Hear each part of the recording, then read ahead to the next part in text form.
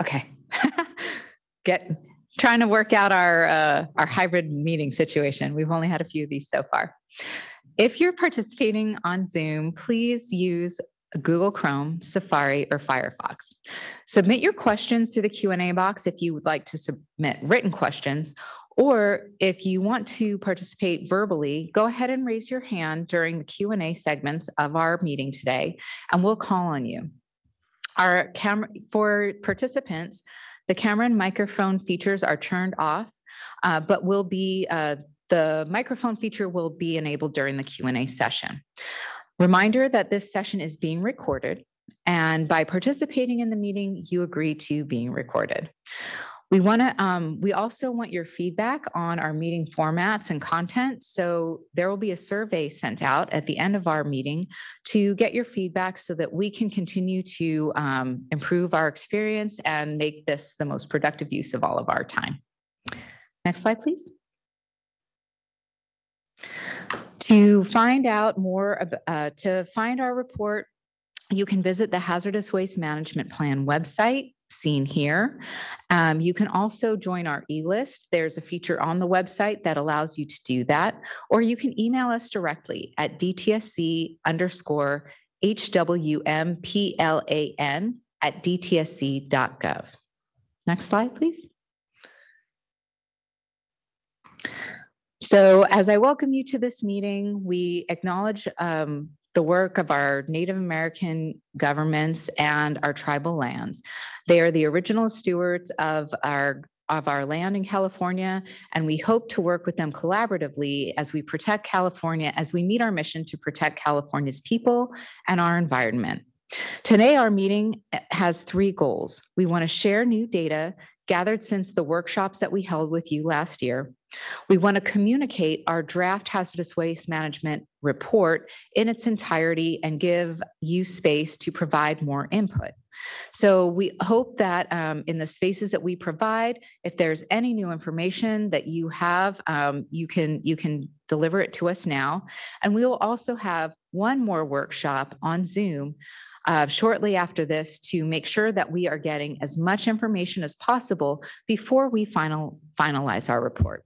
We've got several breaks built into our meeting today and a lunch break at noon. So each of our presentations will be 5 to 10 minutes long, followed by Q&A or input segments. And with that, I'd like to welcome the director of our agency, Dr. Meredith Williams, to offer us some words of welcome. Thank you, Marcia, and welcome to those of you who actually are in the room. Glad to see you.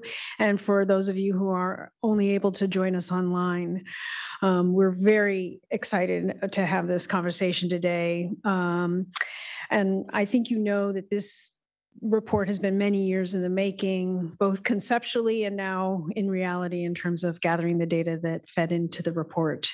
The draft report does mark our beginning of a renewed and forward-thinking conversation about the ways in which California generates its hazardous waste, manages that hazardous waste all around the state. It provides a baseline of understanding. The data, I'm sure many of you have had the opportunity to look at the comprehensive data that were compiled in the report. And this baseline of understanding really paints a picture of how complex our hazardous waste system is and identifies some of the areas that we need to do additional research in. Today, you'll hear about the key findings of the report, and those key findings will be used as a jumping off point as we develop a hazardous waste management plan, a full plan that's due by 2025 and every 3 years thereafter. And I'll underscore that point because we know that we're going to learn and continue to learn as we implement the plan, develop the plan, implement the plan, gather more data. It's going to be an ongoing process that really gives California the opportunity to be very forward looking. And that is an exciting opportunity for the state. We need to rethink. We can rethink how our whole hazardous waste management system and support a more climate friendly, sustainable, circular economy based projects that really protect the environment and protect the people of California, especially the most vulnerable. I know that many of you have been waiting to begin this conversation for years. And this is the time. We're excited to begin that conversation. Your engagement is extremely important. Although this is a one meeting, please stay tuned as we move forward. There'll be other opportunities where we'll come to you and share learnings, share our understanding, and ask for your engagement and feedback as we craft a plan.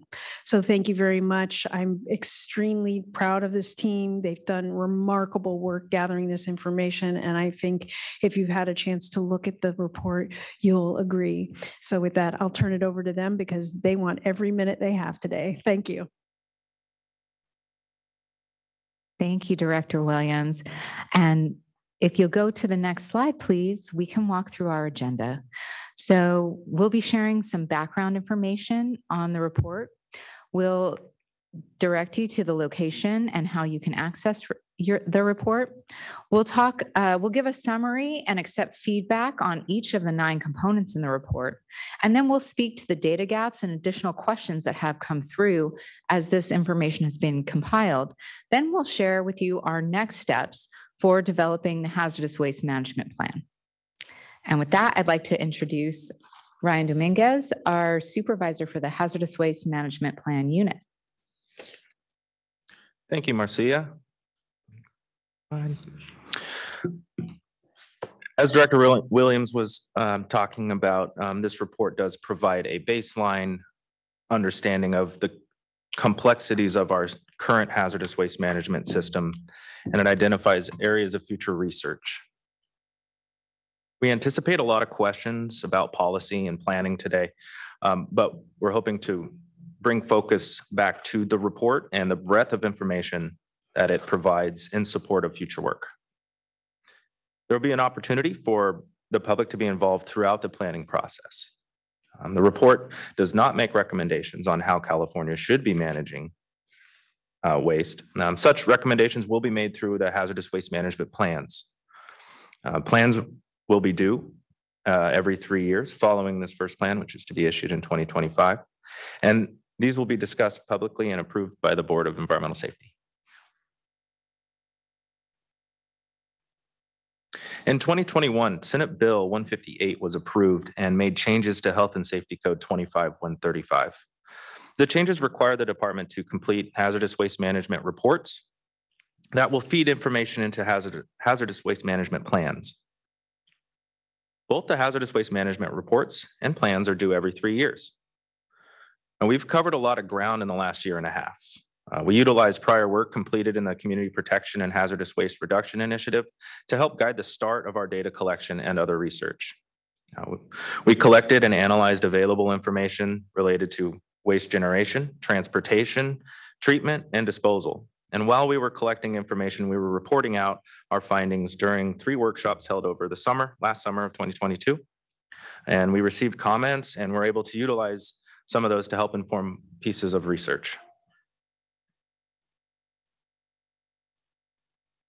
Sorry.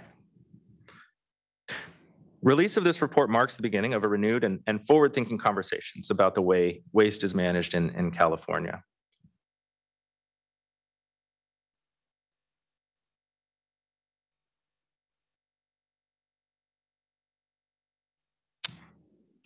Sorry, clicker. There we go. DTSC will use data in this first report to develop a hazardous waste management plan by 2025, and one that's developed in partnership with a wide range of interested parties. Future plans will include recommendations for waste reduction, capacity assurance, hazardous waste criteria, and strategies to address environmental inequities. Okay, let's get started into the report a bit. First, I'm going to talk about how to access the report, and then we'll talk about each section. To access the report, please go to our website, the www.dtsc.ca.gov/hazardous waste management plan. There you will find right in the front a button that says click here to read draft report. There's also a button for feedback, there's a form, and a button to join our e-list, as well as our email address. Now, when you click the button to read the report, it'll take you to the report page, which has the full report text, and as well as each section broken out individually. It also has tables and appendices.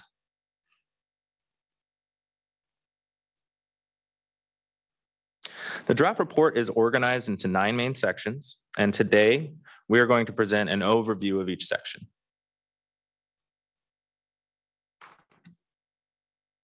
Data compiled for this report was collected from numerous databases and reports. Manifested hazardous waste data was collected from roughly the last decade. Other data, such as universal waste collection information, was collected from 2021. These hazardous waste reports and plans are iterative, meaning that DTSC will constantly be working to collect additional information and provide recommendations for hazardous waste management in California. This effort is ongoing. We don't view this as a one and done report or plan. Rather, we're working to build a program for reporting and planning.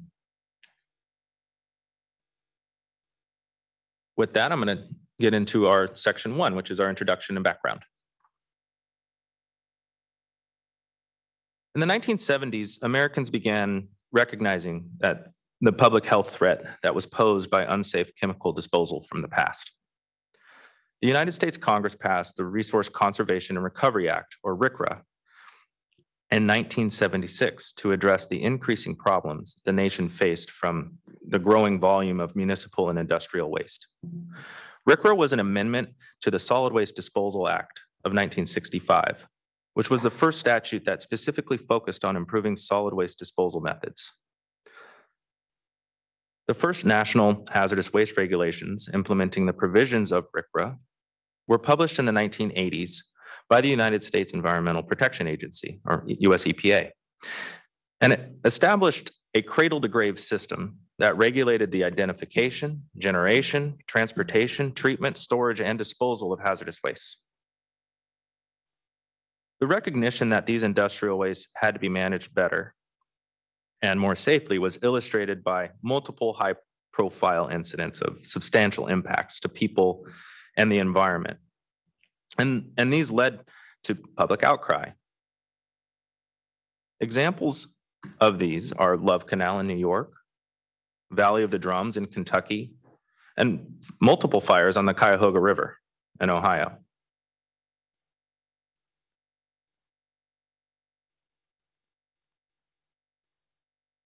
This first example, Love Canal. Love Canal was originally supposed to be a canal project in New York, but the project was abandoned after only a portion of the canal was constructed. From the early 1940s to 50s, Hooker Chemical Company began using the partially dug canal as an uncontrolled chemical waste dump. At the end of this period, the area was buried and sold to be developed. Public awareness of the disaster unfolded in the late 1970s when a series of illnesses began appearing in the surrounding community. There was epilepsy, asthma, migraines, abnormally high rates of birth defects and miscarriages in the Love Canal neighborhood. Now, as it turns out, consecutive wet winters in the late 70s raised the groundwater table and caused the chemicals to leach into basements, yards of neighborhood residents, as well as into the playground of the elementary school, which was built directly over the canal. The Valley of the Drums provides an example of how wastes were commonly managed in an uncontrolled situation before there was meaningful environmental regulations regarding how waste should be managed. In the late 1960s through the mid 70s, Louisville Industries and Bullitt County came into existence, and now it was known as the Valley of the Drums. There was thousands of metal drums filled with various contaminants like heavy metals or VOCs or volatile organic compounds. These littered the property, and it's now known as officially as the A.L. Taylor Superfund site. Now, this is an aerial photo from 1967, which shows plumes of industrial waste that were flowing into the Cuyahoga River and emptying into Lake Erie. Now, at the time, people saw the Cuyahoga River kind of as part of the industrial infrastructure and used it for disposal purposes.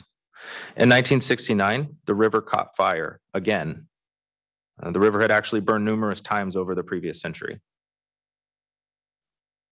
Now, these incidents, sometimes called damage incidents or damage cases caused by uncontrolled and improper management of hazardous materials and hazardous waste, highlighted the need for specific management standards to be protective of public health and the environment. In develop of a hazardous waste management program, EPA compiled hundreds of case studies of the harmful consequences of inadequate hazardous waste management. Now, these cases include incidents of surface and groundwater contamination, direct contact poisoning, various forms of air pollution, and damage from fires and explosions. Now, the purpose of the program was to ensure that hazardous waste would be managed in a way that prevents exposure of hazardous waste to humans and from contaminating things like drinking water sources. California enacted its own Hazardous Waste Control Act prior to RCRA in 1972. And California's hazardous waste program is more stringent and broader in scope than RCRA, meaning California regulates more waste than RCRA and has additional regulatory requirements for managing those wastes.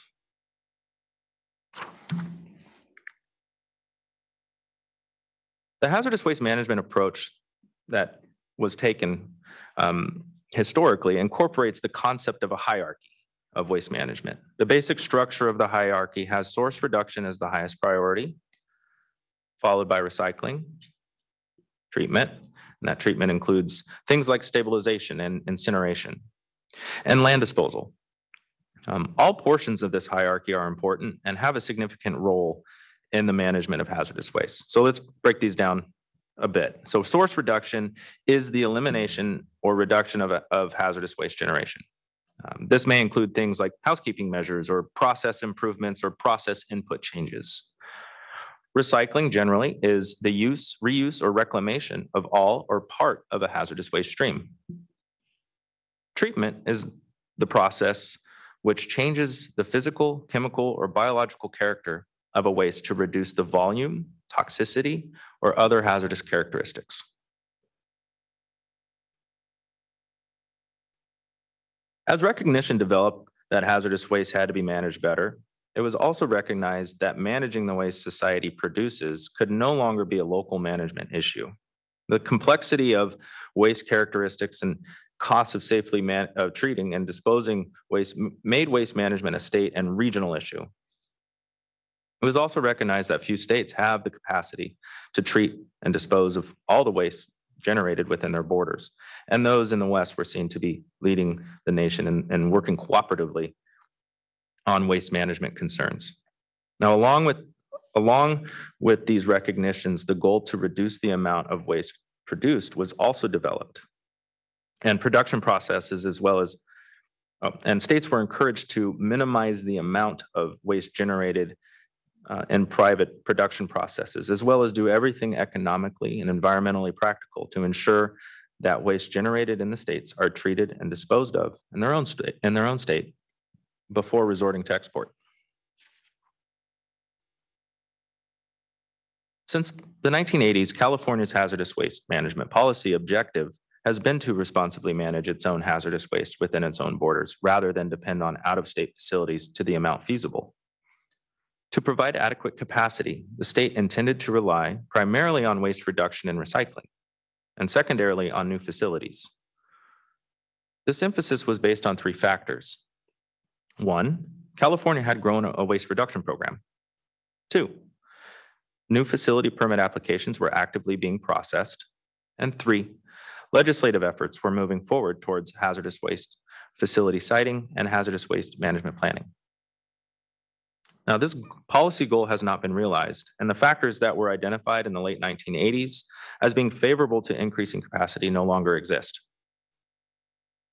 Although, as we will discuss later, hazardous waste generation has seen a reduction over time, DTSC no longer has an active waste reduction program because resources were redirected to Safer Consumer Products Program. There are currently no permit applications for new hazardous waste management facilities, and additional protections for communities near permitted facilities are underway, which may further disincentivize development of additional capacity.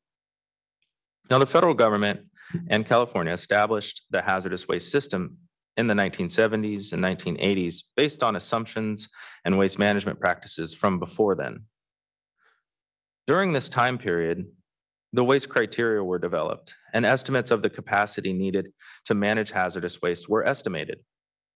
Since then, things like the design and construction of landfills has changed, or the estimates about how much waste, like contaminated soil, have changed. For example, far less contaminated soil was predicted to be generated in California than is being generated now. This current report and planning effort offers an opportunity to look at the current hazardous waste management system and the trends to begin a renewed conversations about the ways in which Californians generate and manage hazardous waste across the state. With that, I will open it up for any feedback or questions or comments on section 1. Thanks, Ryan. Did we have any questions in the room? Input? Okay. Do we have any questions in our Q&A feature? Okay, please go ahead and read that aloud, Elsa, and we'll answer it live. Okay, we have from Ingrid, what is the official or stated rationale for the policy of disposing of waste in state?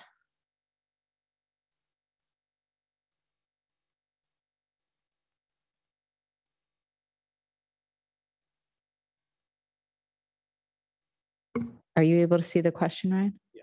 Okay, great. Turning on my mic. Ingrid, could I ask if you could clarify, was that what the current official or stated rationale for the policy, or was this the prior one? I don't know that they've changed. We haven't. Yeah, the historic one. Yeah, the historic rationale was it is a shared responsibility across the states in the nation, but it was seen as I think due diligence and responsible to manage your own waste that you generate in your own state. And the goal was to provide reduction and capacity to manage those wastes responsibly and safely. Thanks, Ryan. Do we have any hands raised? One.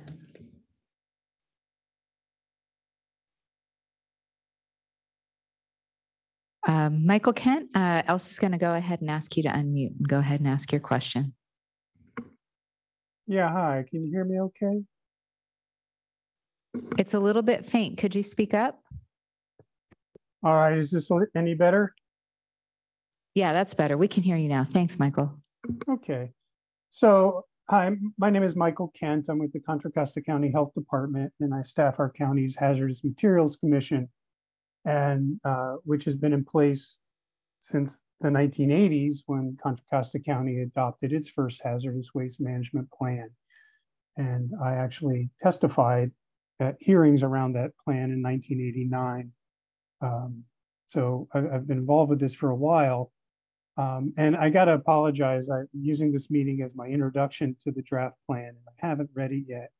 But I do think, just based on the introduction that you provided, it would be good even in the introduction to talk more about the concepts of environmental justice and how those got started, and the environmental justice movement got started in the 80s with the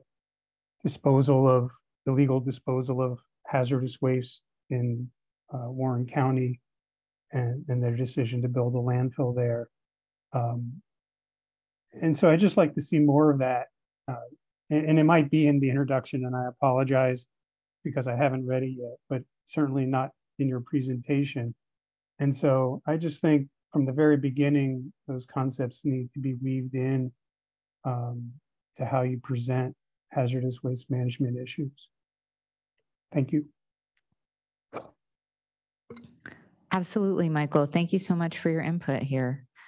Do we have any more hands raised?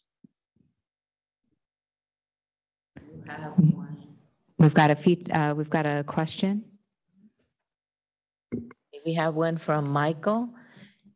Just wanted to confirm that you said there isn't any permit applications being reviewed for new TSDFs.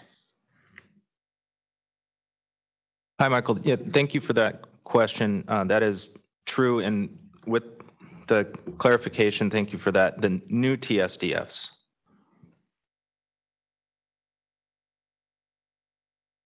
All right, thank you. Any other questions in the Q&A feature?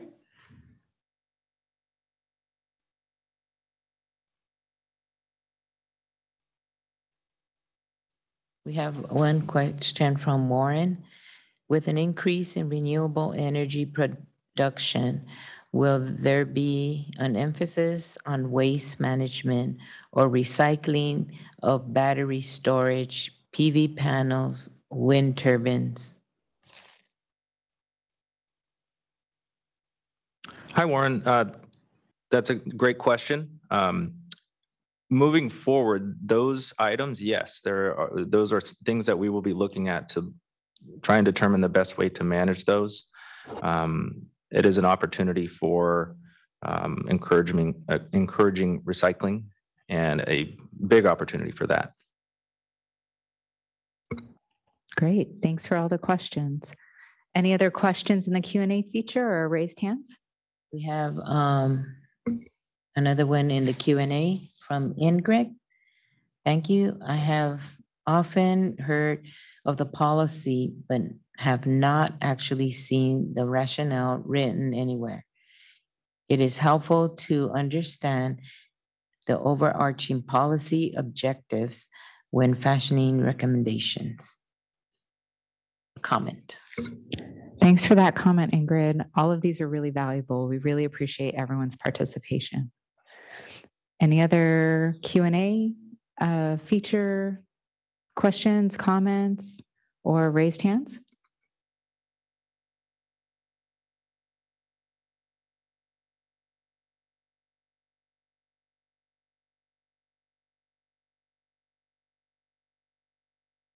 Marty Walters, we're going to go ahead and ask you to unmute, please.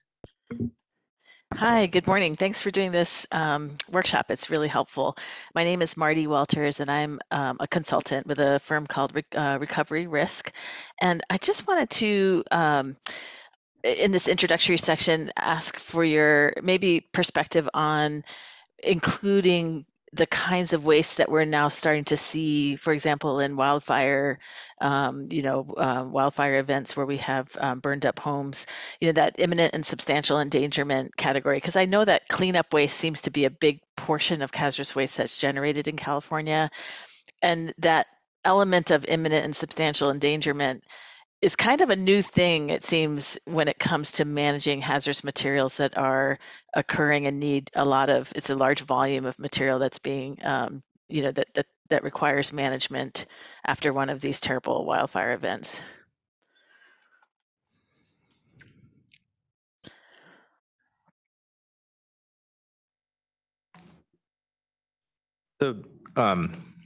For wildfire waste, yeah, that's a good comment and good question. We actually were talking about this the other day.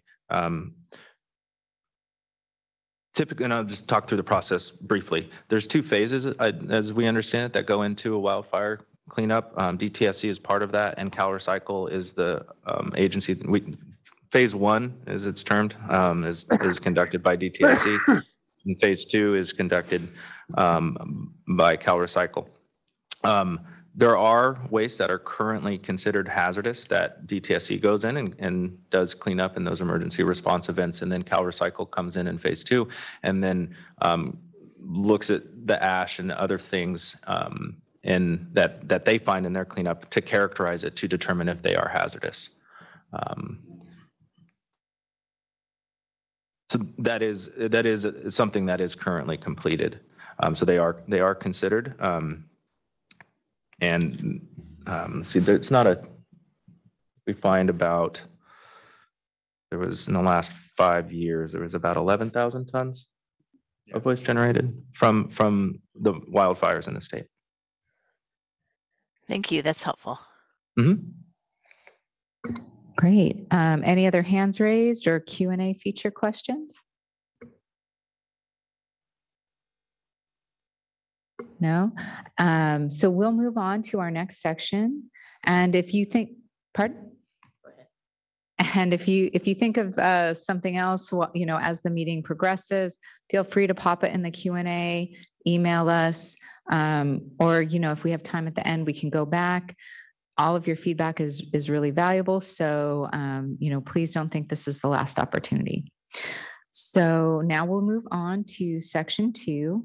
And Sean Browning, one of our hazardous substance engineers for the unit, is going to present on the generation of hazardous waste. Thank you, Marcia. So thank you everyone for joining us today. My name is Sean Browning. I'm the senior engineer for the project, and I'll be presenting on section 2 of hazardous waste generation in California. For the draft report, we organized section 2 by understanding the differences between manifested hazardous waste and unmanifested hazardous waste. A lot of waste, like contaminated soils or used oils, are required to be tracked by the hazardous waste manifest system. However, some waste, such as universal waste or household hazardous waste, are not required to be tracked cradle to grave. Manifested hazardous waste information is captured in DTSC's hazardous waste tracking system, or HWTS. HWTS is a DTSC database that stores information that hazardous waste manifests.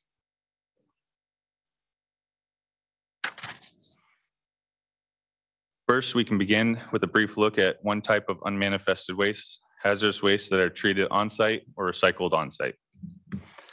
So what do these generators do when they treat or recycle hazardous waste?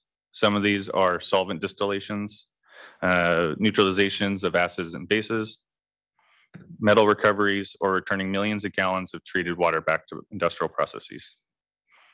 Primary oversight for these activities is the responsibility of the local cities and counties, certified unified program agencies, or CUPAs.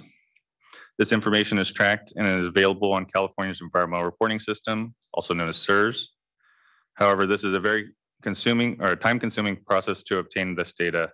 Further information has additional nuances that must be considered. For example, the quantity of waste treated or recycled on site is an estimate of the maximum amount that a facility is allowed to treat or recycle, and is not the true amounts that they do treat. Based on these ongoing research, in 2021, were over 12 million tons or 2.5 billion gallons of water treated by California's generators. This information does not enter in HWTS because it is not a manifested hazardous waste. The CERS team in Cal EPA is working on a CERS Next Gen project, which should make future data collection more available in 2025 and should provide us more information on future reports and our future 2028 planning efforts. If a hazardous waste does not get treated or recycled by a hazardous waste generator, it will need to be managed offsite. Hazardous waste management includes 3 main stages that is tracked cradle to grave on a hazardous waste manifest. First is hazardous waste generators. Generators are any person or site whose act or process produces a hazardous waste. Second is the transportation of the hazardous waste to the final management facility. We'll take a closer look at this in section 5. Finally, the hazardous waste must be managed at those recyclers, treatment facilities, or disposal facilities to help protect human health and the environment. Here we're providing a map of hazardous waste generators that shipped the hazardous waste in 2021. Upon the review, you can see most of California's hazardous waste generators are concentrated in the most populous areas. So who are these generators?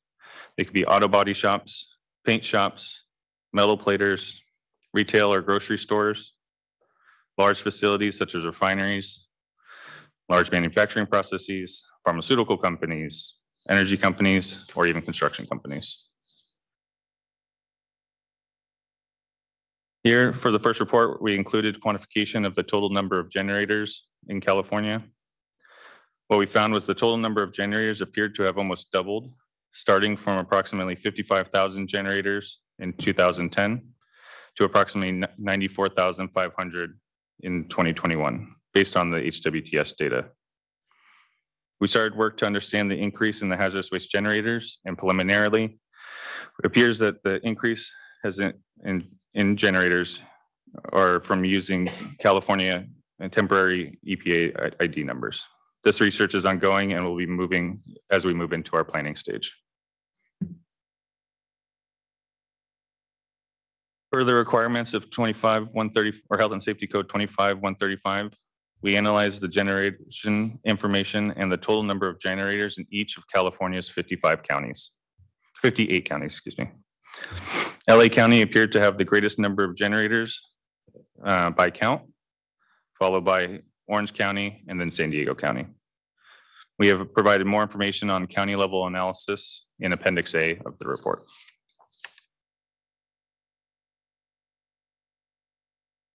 This section also includes information regarding hazardous waste that is being generated. California's program is more stringent and broader in scope than the federal program, so we add more detailed information. We split manifested hazardous waste into RCRA hazardous waste, which is identified as hazardous waste nationally, and non-RCRA hazardous waste, which is identified as hazardous waste by California. Since 2010, about 21 million tons of manifested hazardous waste was generated, ranging from 1.5 to 2 million tons of manifested hazardous waste per year. We see that around 81% of the hazardous waste being manifested was non-RCRA hazardous waste, while 18% was RCRA hazardous waste. Here we can also point out, we did see some data gaps inside the system, and we've flagged that as uncategorized data. This could happen from a waste code being missing, either RCRA or non-RCRA.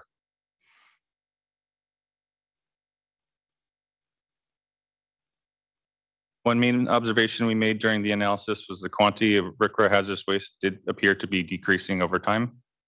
While generation of non-RCRA waste has fluctuated since 2010, our preliminary review of the years prior showed decreasing trends since the year 2000.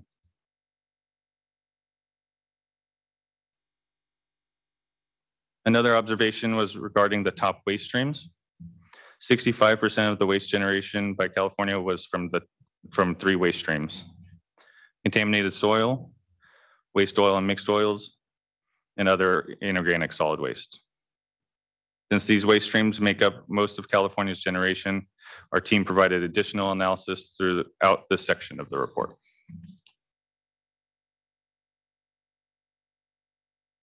To help put more context around hazardous waste generation in California, we're providing a chart that compares the top 3 waste streams to all other manifested hazardous waste.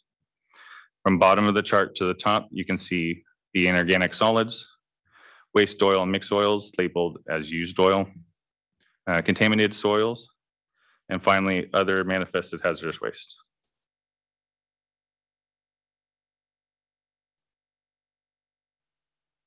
Now we can switch back to unmanifested waste. And as a reminder, unmanifested waste is a hazardous waste that is not required to be manifested and tracked cradle to grave.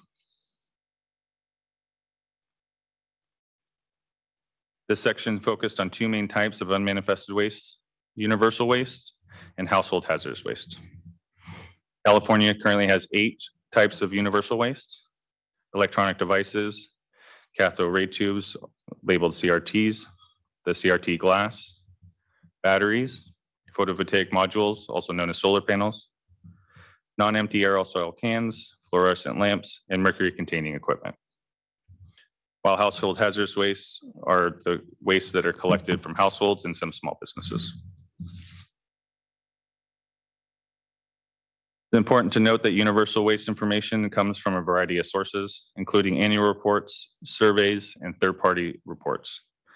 We have provided a list of these records here. Information on non-empty aerosol cans and fluorescent lamps were not available at the time of the report. Annual reports serve to notify DTSC of the facility's activities and does not track the waste cradle to grave. With that said, on our 2021 analysis, we found the estimated 78,300 tons of universal waste was handled in 2021.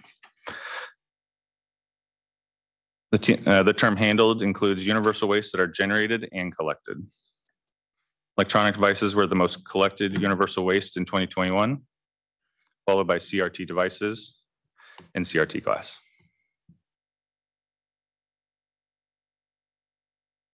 Switching back to household hazardous waste, about 65,000 tons of household hazardous waste was collected in California in 2021. Household hazardous waste can collect universal waste at household hazardous waste facilities. For example, a person can drop off an old computer or a TV as a collection facility. About half of the household hazardous waste collected in 2021 was universal waste.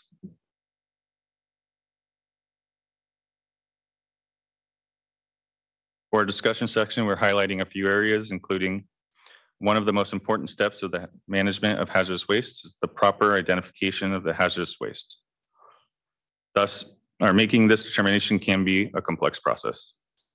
Thus, the generator that produces the hazardous waste are required to make the hazardous waste determination, since those generators are the individuals most familiar of the processes that produce the hazardous waste. Also, some of the best hazardous waste management practices follow the hierarchy of source reduction as the most preferred practices, followed by recycling, reuse, treatment, and then disposal.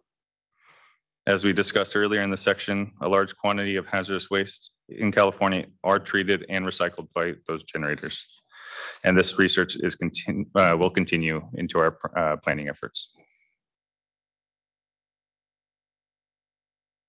With that, I think we can open for questions.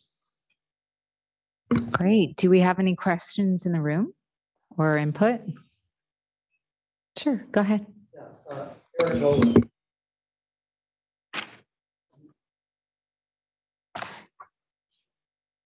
Yeah, give it just a couple seconds. Yeah. Want me to do it? Thanks, Ryan. Yeah. Thanks. I'm Eric Nolan with Stewarding Design LLC, and also just general public interest. But there's a lot in this report on the generation side. Generation is a major concern of mine as to how we deal with generation, how we reduce generation. But these data are pretty complex, and there's a lot of analysis still, I think, to be done in understanding exactly what's going on. Particularly, it's very interesting about the contaminated soil being such a significant increase. And I'm curious as to what might be driving that. But regardless, generation is going to be the problem on down the line. When we talk about disposal, TSDFs, everything else that we have to deal with, we look at that map of the generators in California, it's significant. And so how many of those are large quantity? How many are small quantity? How many are conditionally exempt? All that sort of stuff we have to look at. And I actually get even sometimes more concerned about the small quantity generators than conditionally exempt because, they're usually not as sophisticated in understanding how hazardous waste works and how they're dealing with those wastes. But regardless, I think there needs to be a real focus. And I know coming up later in the towards the end of the report, we talk more about, the plans, what we're looking forward to. I think one of the things we've got to look at is how we reduce generation even more and how we educate people, the general public, because it really becomes down to an economic demand issue. It's on the demand side. We're demanding these products that produce hazardous waste. And we're having to manage those hazardous waste in certain ways, those externalities that exist from the hazardous waste. We need to figure out how to educate the public on what it is that they're purchasing and how that's resulting in these hazardous waste being generated and how it's resulting in waste being disposed, treated, and potentially impacting communities that are suffering the most from the disposal. But I also think there's a real need to look at, from the circular economy aspect, as was mentioned earlier this morning, how do we allow generators to become to treat waste and reuse waste in their processes so it become more circular? I know for a fact that it is very difficult to treat waste on site. The what's considered treatment and how that impacts generators and the decision, I can't treat this, I'm just going to send it to a disposal facility. I think all that needs to be looked at, and I think the report needs to deal with that as well. How do we look at how generators can reuse materials in their processes to a more circular process without having to go through a lot of the complexities they have to go through in classifying their waste. So those are my comments. Thanks. Thanks. Do any of you on the panel want to address that?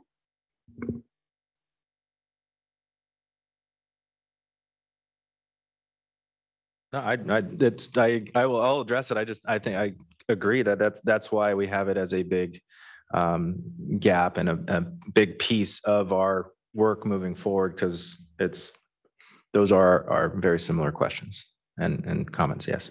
Thanks, Eric.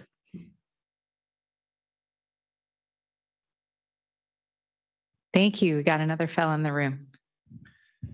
Hi, I'm Bob Lankowski. I'm just a former legislator, so just bear with me. It would be helpful for some of the information when we separate RECWA and non-RECWA and the generators, to give us a little bit of information on newly defined hazardous materials. I think most people don't think of their unused sun lotion as now a hazardous material, and there's nothing like legislators passing new laws to make sure things are defined as toxic and hazardous. And I don't think our vocabulary on the street is on par with what we're doing in the agency or the department, I think. And the other thing is that I would say that all counties are not created equal. And I'm from Alameda County, and we have a South County hazardous waste facility. I get monthly reminders to bring my stuff there. There's easy pickup, and sometimes people don't have that easy pickup. And to give us some of that data or some of the information, because when you get later on in the report and you see who's doing well, who's not doing it, it's just, you don't know where to take the stuff if you knew it. And to catch on the contaminated soil, I think in this section, it'd be helpful for, I don't think the public, and I'm not guaranteeing that the legislators don't understand that some of our now contaminated soil, which is generated, is naturally occurring. And we don't know what that is. I mean, we're told that any amount of lead is bad, and that's great to know, but if it's naturally occurring, what happens to that landowner or that facility that finds it? And then if you can't treat it there, this challenge that we have with 80% of our waste going outside the state, to sort of connect those dots. It's a very good report and the draft, and it's there, but you see the holes where you're wanting to try to explain to people that may consider the policy how they need a little bit more roadmap, I would suggest. Thank you so much. Does anyone want to address that in the room? Great comments. Can I touch on one thing? I really appreciate the comment about additional pickup locations or drop-off locations. And we actually heard when we were at the Coupa conference. No, it was at the P2 conference this last year.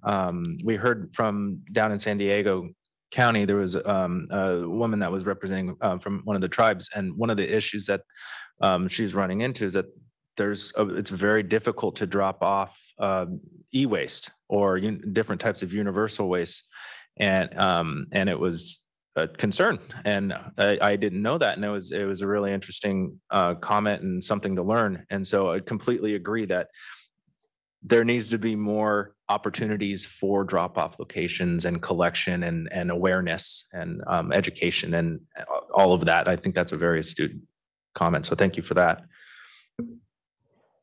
And yeah, I'll leave it there. All right. And I mean, I also, from my understanding of the report, is we are trying to draw out this kind of information to see where the data gaps are, so we can learn more about, what communities experience and how we can, create a better system holistically throughout the state. All right. I'm coming right back to you, sir.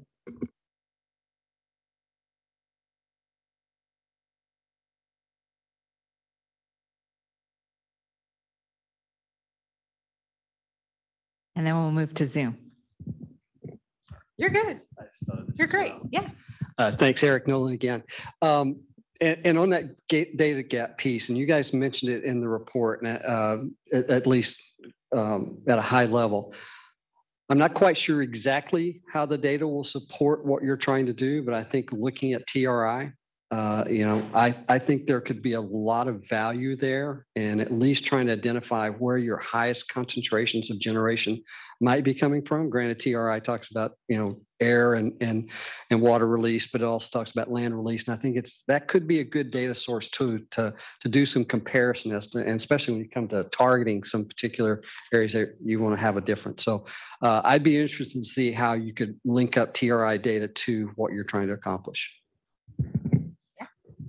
No, that's a great observation. And it is something that we are looking at as we're going into our planning efforts. We've used the hazardous waste tracking system data to start with the quantification to know where material is going.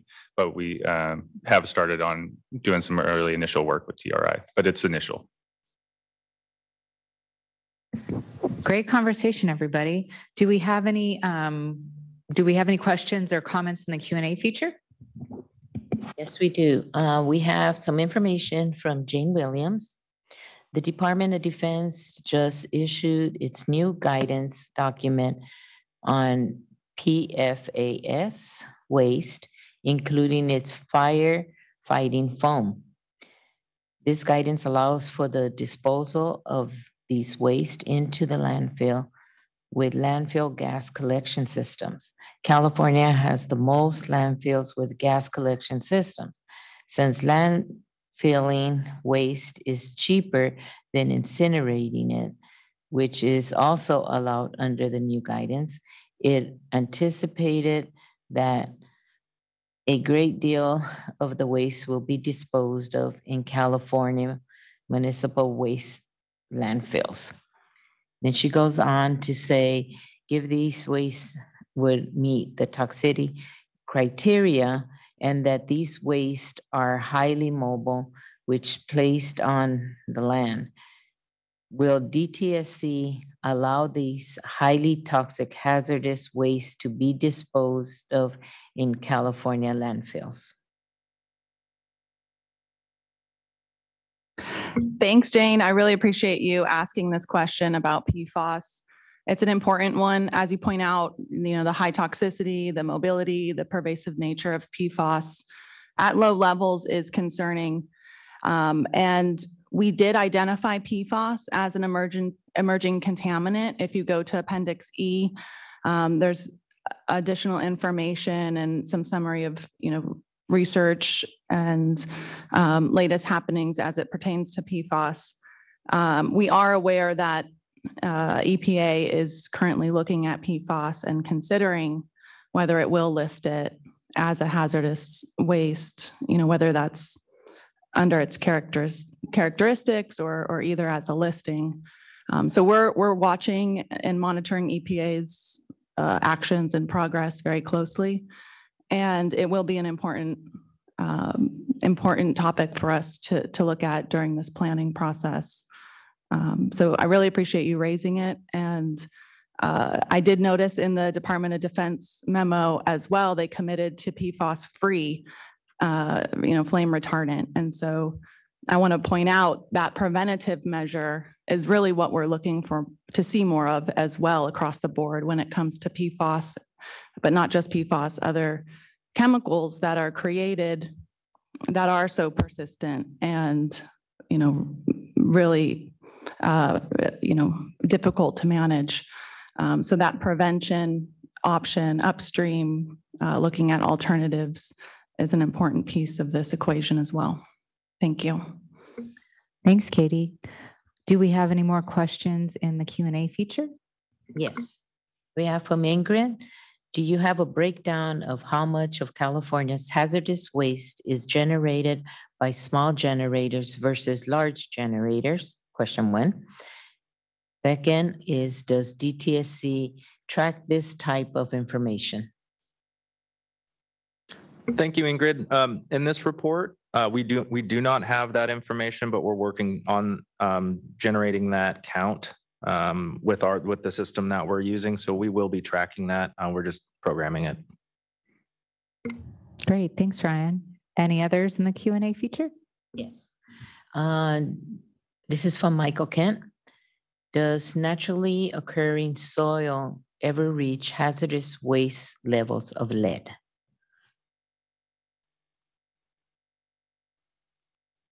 Hi, Michael. Yes, there are times when metals in the soil will when somebody excavates them and tests it for for management purposes, they will result in being identified as hazardous waste.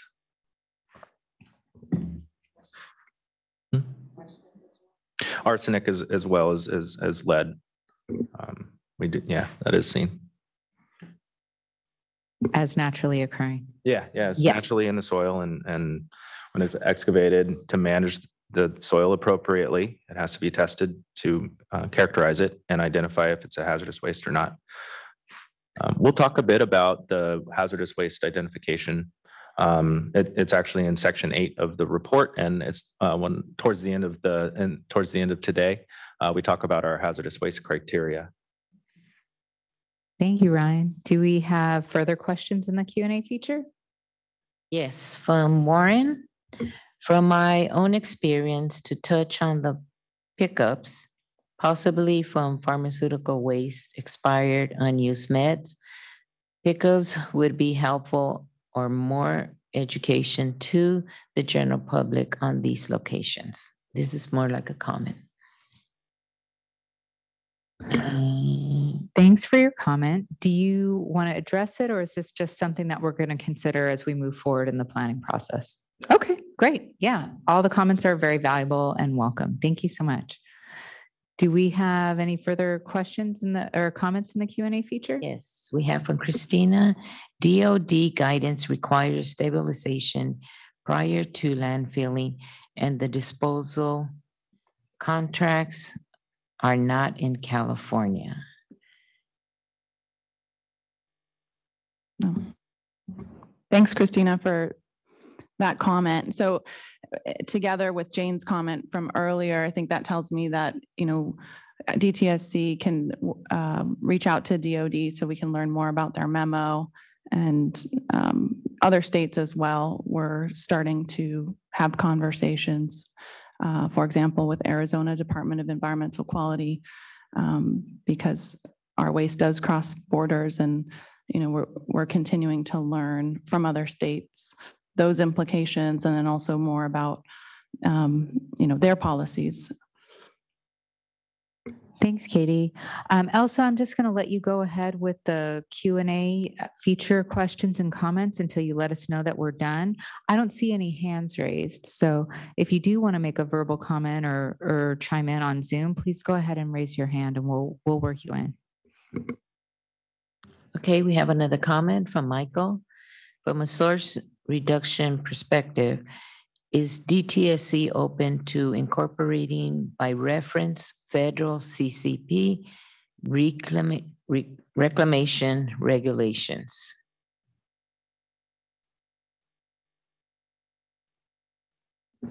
Okay. On a federal level, CCP legitimately reclaim per 40 CFR 260.43 are excluded from solid waste regulations. Hi, Michael. Thank you for that question. Right, federal commercial chemical products which are being reclaimed are not solid waste.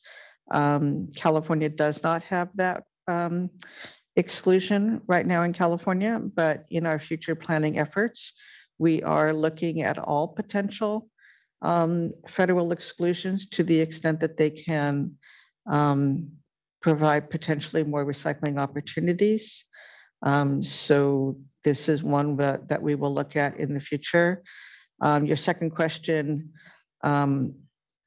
CCP's commercial chemical products being legitimately reclaimed under 260.43, that is the legitimacy criteria under the definition of solid waste. California is currently in the process of adopting the required portions of the definition of solid waste into California's criteria to ensure wastes are legitimately recycled. And that rulemaking is currently in process. Thank you. Thanks, Diana. Jane Williams has her hand raised, so we're going to go ahead and ask you to unmute and join the conversation.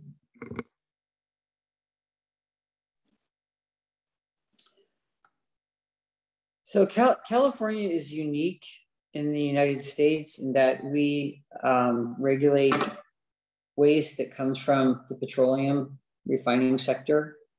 A great deal of the waste that's produced from large quantity generators is from refineries.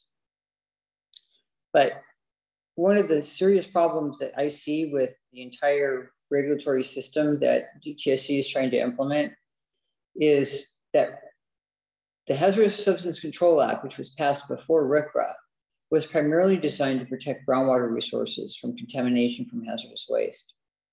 And we have failed because we have PFAS everywhere. And now the Department of Defense is taking advantage of the fact that US EPA has failed to do a land disposal restriction on perfluorinated waste to now set its sights to bring waste to California and dispose of it in our municipal landfills. And that's not the only kind of wastes that are being produced that are highly toxic and mobile. So part of the problem with the existing Hazardous Substance Control Act is that wastes that are, basically that wastes that are being produced are not being handled as hazardous waste. They're being handled as solid waste. And that's why we've got landfill contamination. We have every landfill in California is contaminated with perfluorinateds. And we've got massive groundwater contamination with perfluorinateds and hexachrome and 1,4-dioxane. So I don't see anywhere in this plan, the scheme, to look at what compounds are being produced by our industrialized society that are large production volume compounds, which EPA says is more than 1 million pounds a year. And what is the threat of those getting into our groundwater? Because that's really what our Hazardous Substance Control Act was designed around, is to try to prevent groundwater contamination. And when the Lautenberg Act was passed, we served on a federal advisory committee. And one of the deep insights that we came away with is that high production volume chemicals in this country are change. About a third of them flip and change about every 5 years. So if you took a Kodak snapshot of what was being produced this year, it would look different 5 years from now, and it would look different 5 years ago. And our regulatory system is not nimble enough to effectively regulate these changes in the high production volume chemical stable of chemicals that we produce or import. And that's why now we have this, multi-billion-dollar groundwater contamination problem. And as we face climate change, groundwater becomes more and more valuable and more difficult for us to be able to use. And so I don't see that sort of tackled in this overall scheme. And of course, we have the recurring problem with every TSDF does not have adequate corrective measure and cleanup bonding. We are, essentially going to do what we do with Exide. We're going to pass the costs of the contamination from these TSDFs onto the California taxpayers eventually. So thank you for listening. Thank you, Jane. I really appreciate that comment. And you're right that, the regulatory system has not been nimble or flexible enough. We pointed out in the report that our criteria are 50 years old. And that's why all of us, our team, were overly eager and excited about this opportunity because it is overdue. And we now have an opportunity to look at emerging contaminants, like you point out. I hear your frustration. It hasn't been done, but here we are now, and the report does make that commitment to, in the future work section. I think if you look in the conclusions, And also when we talk about emerging contaminants in the report, we talk about how when we're looking at our hazardous waste stream and how do we define hazardous waste, the importance of considering emerging contaminants. And so that is part of this planning process, is to look at the chemicals that you mentioned. But we should stay connected, make sure that emerging contaminant section, Appendix E, this is a first cut at, in the report, in a large sense, is a first cut at the data that we have on all of these topics and issues. And so we will continue to add to this report as we move forward in future iterations of the report, but not just between every report publication, or what I'm trying to say is even in between the report publications themselves, our team is constantly doing research on these issues. And, thankfully from DTSC reform, we have the team you're looking at up here today and others in the department who are researching that emerging contaminant issue.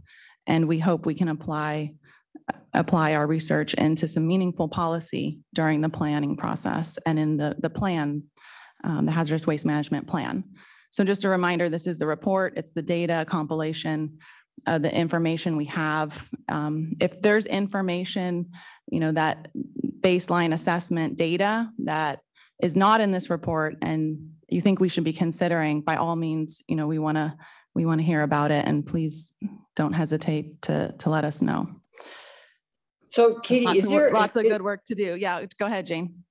So we were able to get CARB to expand the toxic air contaminant list.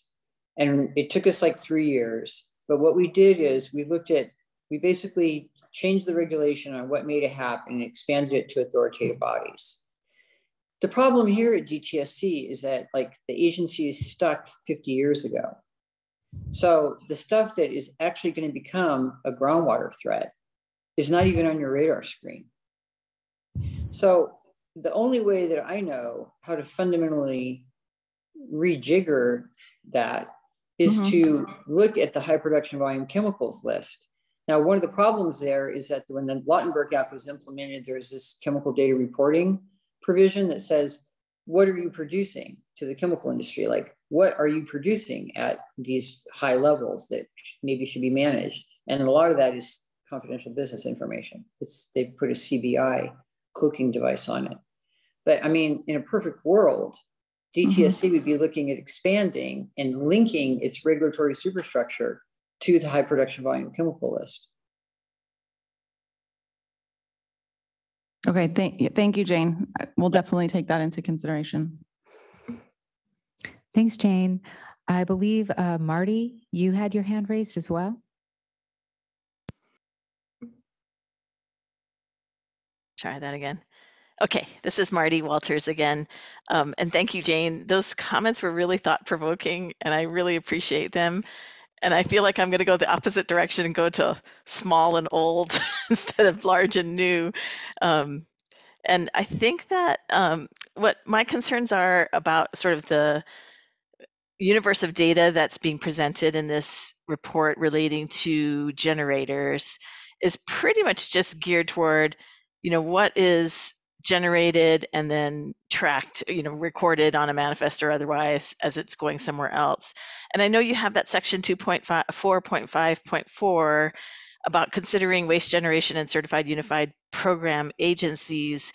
And I just want to put a plug in for the importance of understanding what is happening with on-site treatment and on-site storage of hazardous waste, and the importance of understanding the volumes involved and and who and the kinds of generators that are doing that kind of activity, because what I'm seeing from the standpoint of working in the in the financial industry and financing commercial properties is that I'm constantly running across former storage areas where there has never been a closeout, the Coupas are all implementing slightly different programs and often, very often, don't really track any of that.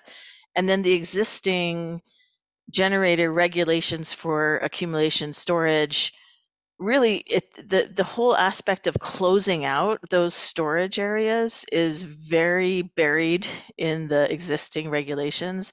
And I know we're going through this generator improvement regulation program now, but I think that's a really important aspect of what you're doing in planning and how you're looking at generator data, because we're not seeing that those storage areas are adequately being closed out.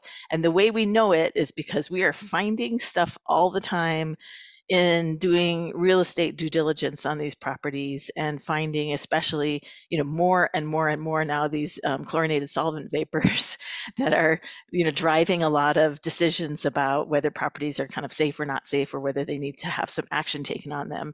And very frequently, those can be tied back to hazardous waste activity. And, in some cases, you have all these very complex regulations about on-site activities and how they're regulated and counted and all the rest of that. So I just think that it's really important for us to not forget that, because I'm going to comment later, it's such a direct tie to the environmental justice issues relating to hazardous waste management in California, because these properties that have the biggest problems are all in neighborhoods that have the most challenges in that area. So that's kind of my comment, and it's more about what's not in this report as opposed to what's in it. Thanks, Marty. We appreciate all your input and for being here. Would any of you on the panel like to address this? Yeah, just real briefly. Thank you, Marty. I think that's a very good comment. And it's one that we have identified in the data gap section, because it is a big gap for us, is the understanding of the generators more fully. So thank you for that. And that is something that we're looking forward to looking at further. Thanks, Ryan. So we don't have any more hands raised in Zoom, but we've got one more comment, and I'll ask Elsa to share that with us. We have a comment from Cedric Clark. Just moved to California. Grateful I came across this meeting. I'm learning so much from the presentation and questions and comments. This is great. All right. Thanks, Cedric. Glad to have you here with us. Do we have any more questions, input in the room? No? Hands raised? Q&A?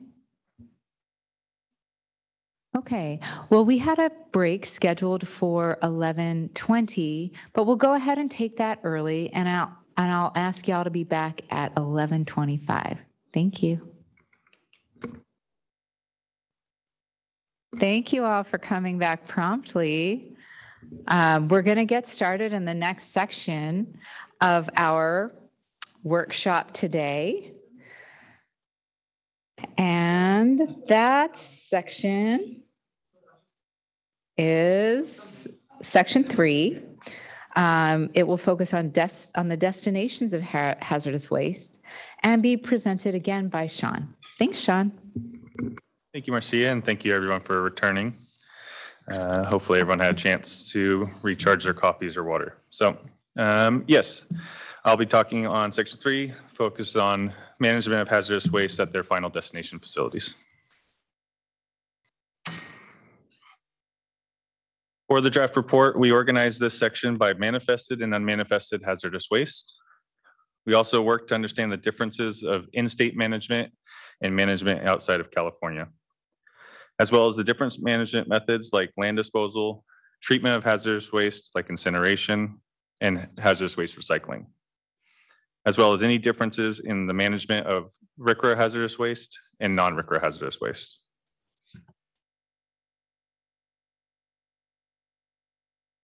Once a hazardous waste is generated, it must be managed appropriately.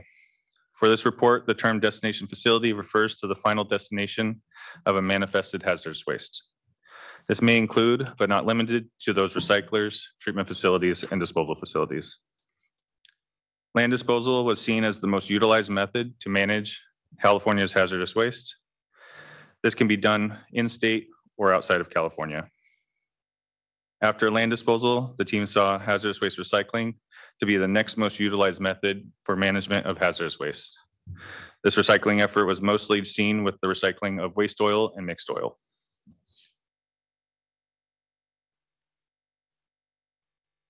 From our analysis, what we also saw was the location matters. RCRA hazardous waste is a hazardous waste that is recognized to be hazardous throughout the nation. Consequently, all 50 states recognize RCRA hazardous waste to be a hazardous waste. However, California's non-RCRA waste does not follow the same system. California's non-RCRA waste is required to be managed as hazardous waste in a few states like California, Nevada, and Oregon, but is not required to be managed as hazardous waste in many other states.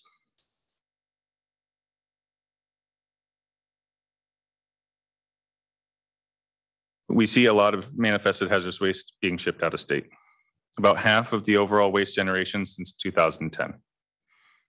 And much of this waste goes to 3 states, Utah, Arizona, and Nevada. We asked ourselves why, and waste could be getting shipped to other states for several other reasons. One, California doesn't have a permitted commercial incinerator capacity, and some hazardous wastes are required to be incinerated. Another reason may be due to logistics and what is considered a hazardous waste in those other states. Construction and cleanup projects excavate and ship soil offsite, or they generate 3 types of waste soils. Non-hazardous waste, non-RCRA waste, or RCRA hazardous waste. In most of those other states, non-hazardous soils and non-RCRA wastes are allowed to be disposed of in the same type of facilities. This means that the management of these wastes could be sent to the same facility and then ease the coordination of those waste deliveries. Another may be that one of the California facilities may not be accepting waste at the time the waste is being generated. This could be due to treatment equipment being repaired, serviced, or the facility is limiting waste deliveries. Commercial facilities in California may not be accepting every waste that is presented to them, nor are they required to accept every waste that is presented to them.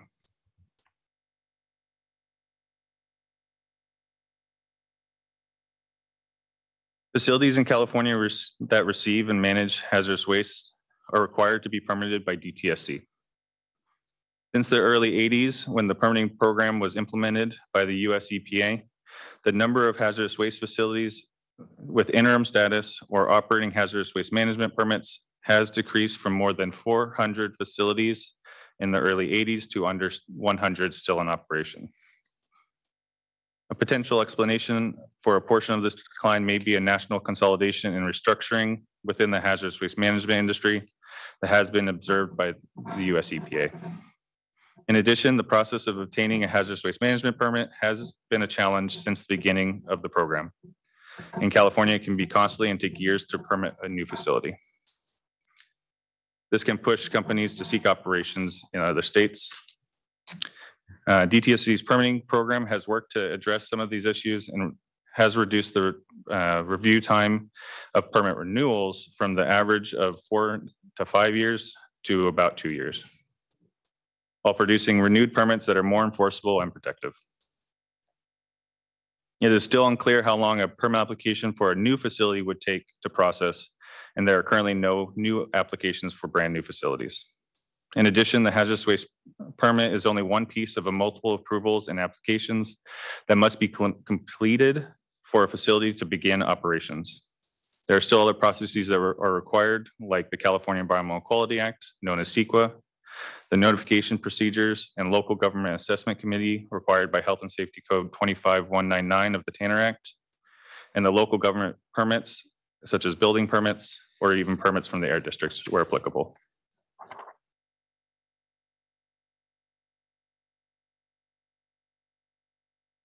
Now we can switch back to unmanifested hazardous waste. For universal waste, the data was analyzed to determine which facilities are listed as handlers, which facilities are listed as destination facilities, and which are listed as both. Handlers that were listed as both are considered to be handlers and not the final destination facilities.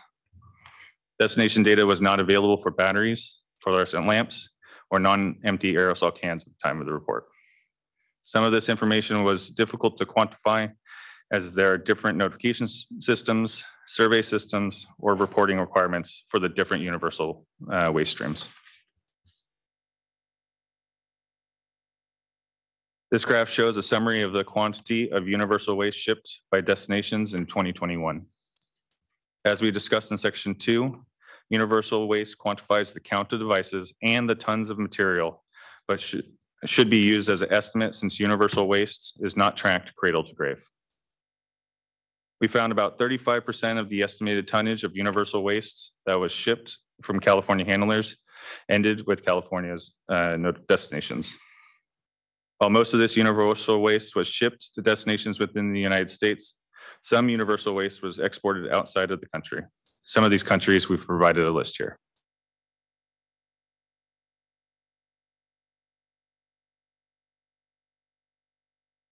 For our discussion section, we found California generated about 1.5 to 2 million tons of manifested hazardous waste each year, and 81% of the waste was considered non-RCRA hazardous waste. This non-RCRA waste has different management requirements when it is managed in many other states. Since 2010, about 53% of California's hazardous waste was managed within California, while the remaining waste was regularly shipped to states like Utah, Arizona, and Nevada. The ability to manage hazardous waste depends on the available in-state capacity and the accessibility of hazardous waste management facilities. This includes throughput capacity for hazardous waste recyclers or treatment facilities, as well as the final disposal capacity. At the current rate, we found as a current rate of disposal, with 48% of land disposed hazardous waste being managed inside of California, California's 2 hazardous waste landfills have about 20 years of permanent capacity remaining. The remaining capacity of these landfills are based on the 2019 US EPA National Capacity Assessment Report. Without access to hazardous waste management capacity, hazardous waste could be improperly managed, shipped to other states, or leave emergent waste streams without the ability to be treated or recycled. With that, I can open up for any comments or questions. All right. Do we have any questions or comments in the room? No? Okay. I'm going to ask Felice to fill in for Elsa and let me know if we have any questions in our Q&A feature. So we have one from Michael saying, just confirming that non-RCRA California only hazardous waste are only required to be manifested, but not required to be managed as hazardous waste if not considered hazardous waste in the destination facility state.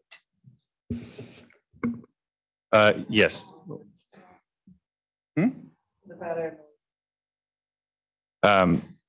Yes, Michael, as you stated, that is correct. Some states do have management requirements for other states' hazardous waste.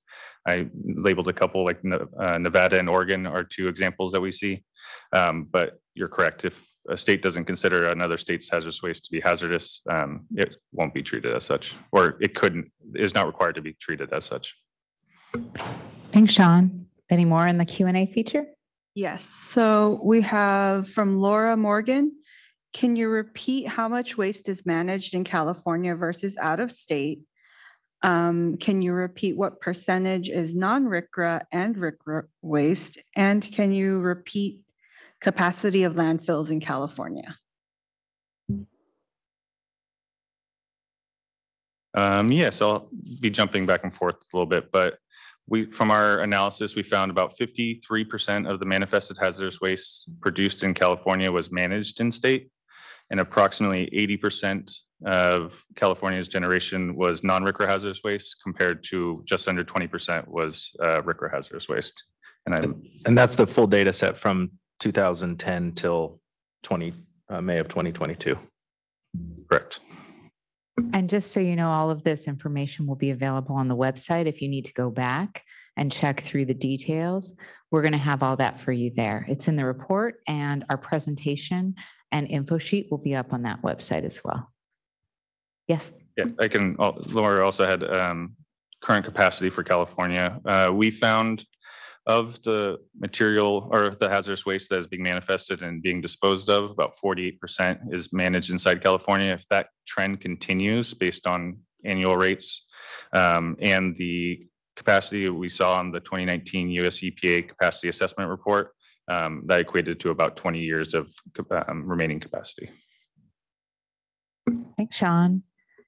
Any other questions in the Q&A feature? Yes, we have one from Cynthia stating, if we have capacity for 20 years, then no expansion of these two facilities. Can we take expansion of Kettleman off the table?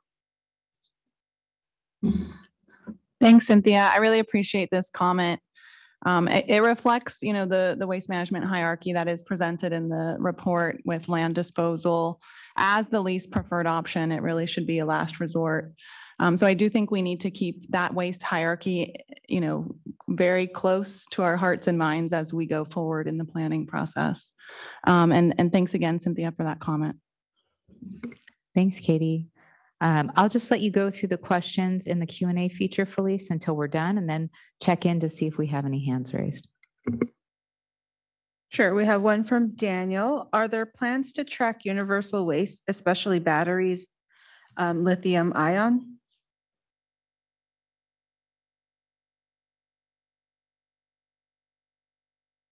Thank you, Daniel. That is a great question, and that's something that we're hoping to look at further in the planning.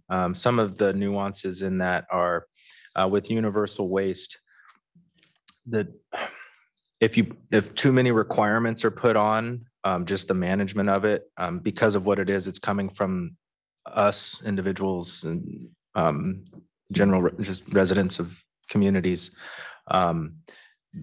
The concern is that not as much will be managed. And so it may hamper the actual appropriate management of it if there are too many requirements put on for things like tracking. Because right now for manifested waste, it's done through the manifest. And that is that central document that's used to track from cradle to grave. And with universal waste, it's different. It's a different set of considerations of how to make that program encourage the appropriate management of it without hampering and making it too cumbersome. So it is something that we are looking to look at further during planning. Thanks, Ryan. All right, and we have a couple more from Cynthia. Should make it super expensive to take waste generated in California out of state for disposal, and important to explore new emerging technologies to neutralize and treat waste in California. Thanks, Cynthia. I know we're taking all of the comments that we get into our process and looking where we can use them and address them.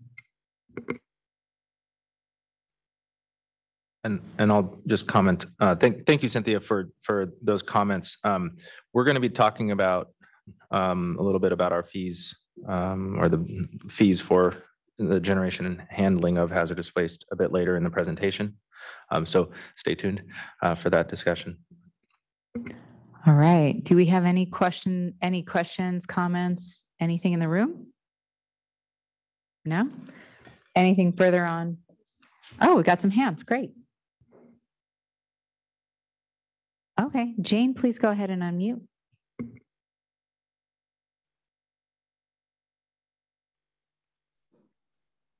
Thank you. Jane Williams, California Communities Against Toxics. We worked with Senator Obama when he was a federal senator to ban the export of mercury. Did a mercury export ban, and subsequent to that, the Department of State in the United States was instrumental in negotiating the Minamata Treaty, which is an international treaty on mercury.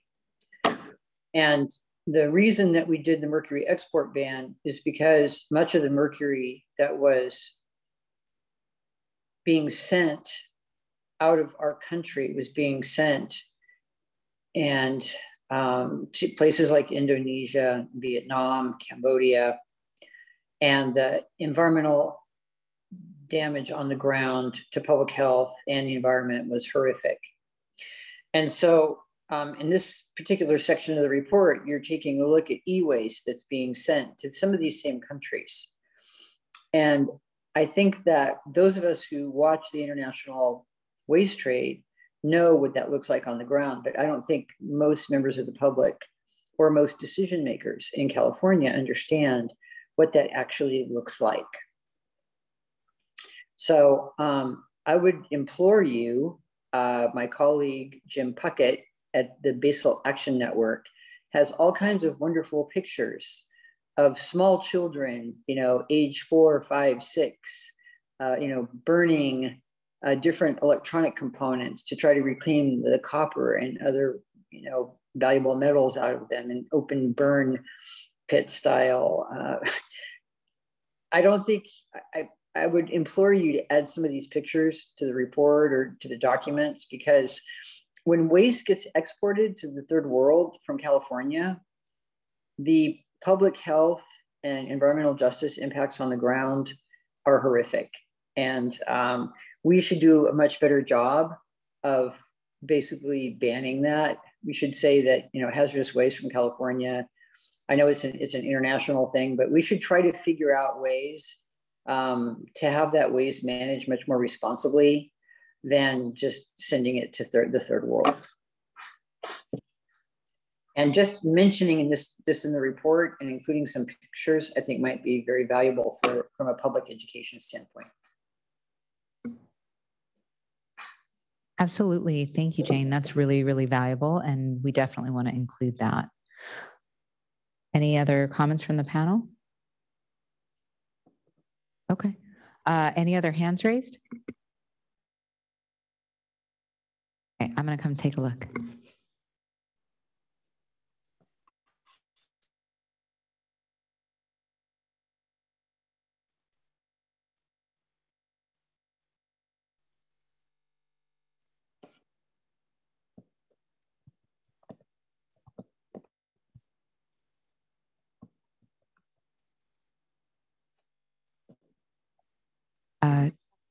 Chuck White, please go ahead and unmute. Yes, can you hear me? We can hear you well. Oh, good. Yeah, just a comment I think I've made previously, but I would urge you to consider, and by the way, I do appreciate you holding these workshops, and I think the more workshops you have for discussion would be very, very helpful.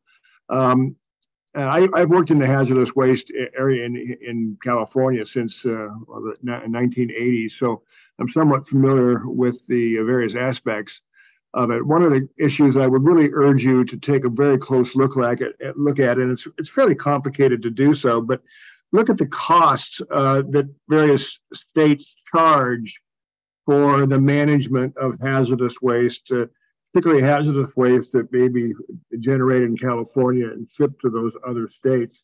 I think you mentioned Nevada, for example, and Nevada has a very low rate for California-only hazardous waste to be disposed of, but they only allow it to go into one facility in Nevada, which is a hazardous waste facility, which is owned by the state of Nevada. So they are interested in keeping that facility solvent. And so they've worked out an interesting system that they only can dispose of California hazardous waste in that one facility. It's a hazardous waste facility, but they end up basically charging fees that are closer to that of non-hazardous waste. So there's a number of examples like that.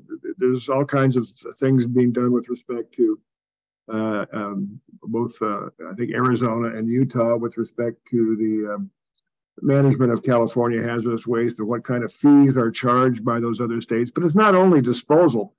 It's also the recycling. For example, California charges fees for recycling in California or recovery of hazardous waste, but in most cases, those wastes, if they're non-RCRA, and even if they're RCRA, can be shipped out of state to other states that have much lower fees for the recycling and recovery of those hazardous waste. And all I'm just saying is there ought to be full disclosure when you do this report of all the various factors that affect the movement of hazardous waste. And I would just urge you to take as close look as possible at the fees charged by various states for these kinds of materials, and to make your own assessment of what kind of impact you think that may have on the movement of hazardous waste. Thank you very much.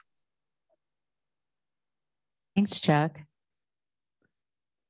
Definitely valuable comments and something we're going to be considering. Ryan's going to talk about fees later as well. Any other hands raised? No? Anything more in the Q&A feature?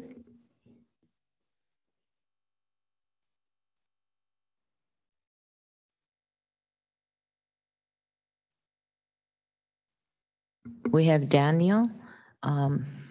One could introduce stricter tracking on batteries /UWs, document requirements first on SQG/LQGs of hazardous waste. Thanks, Daniel. Appreciate that. Any others? We have another one. In the 2025 plan, is DTSC planning to address the concern of the remaining capacity of hazardous waste disposal and the capacity requirements set forth for CERL funding, CERCLA funding? Thank you. And that was an anonymous attendee. And capacity is one of the 4 areas that we're looking at addressing and focusing in on moving forward and planning. Specifically for and the specific part about capacity requirements set forth for CERCLA funding, that is tied. Our understanding is that those capacity requirements are for both in-state and out-of-state.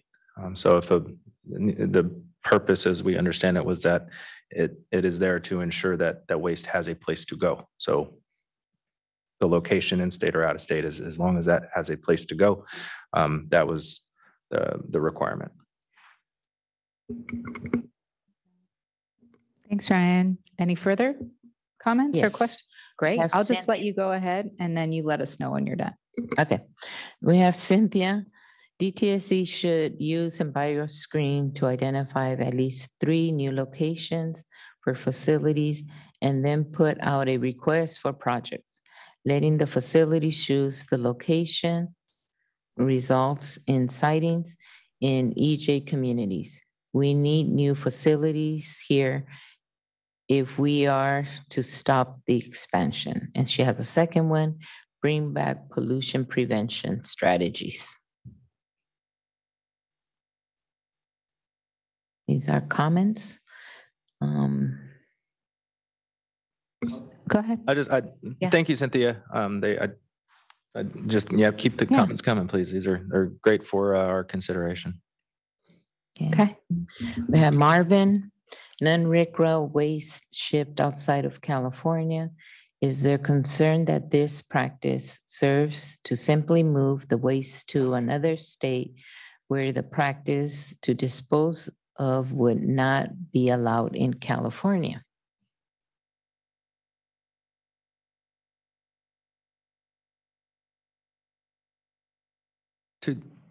Thank you, Marvin, for this question.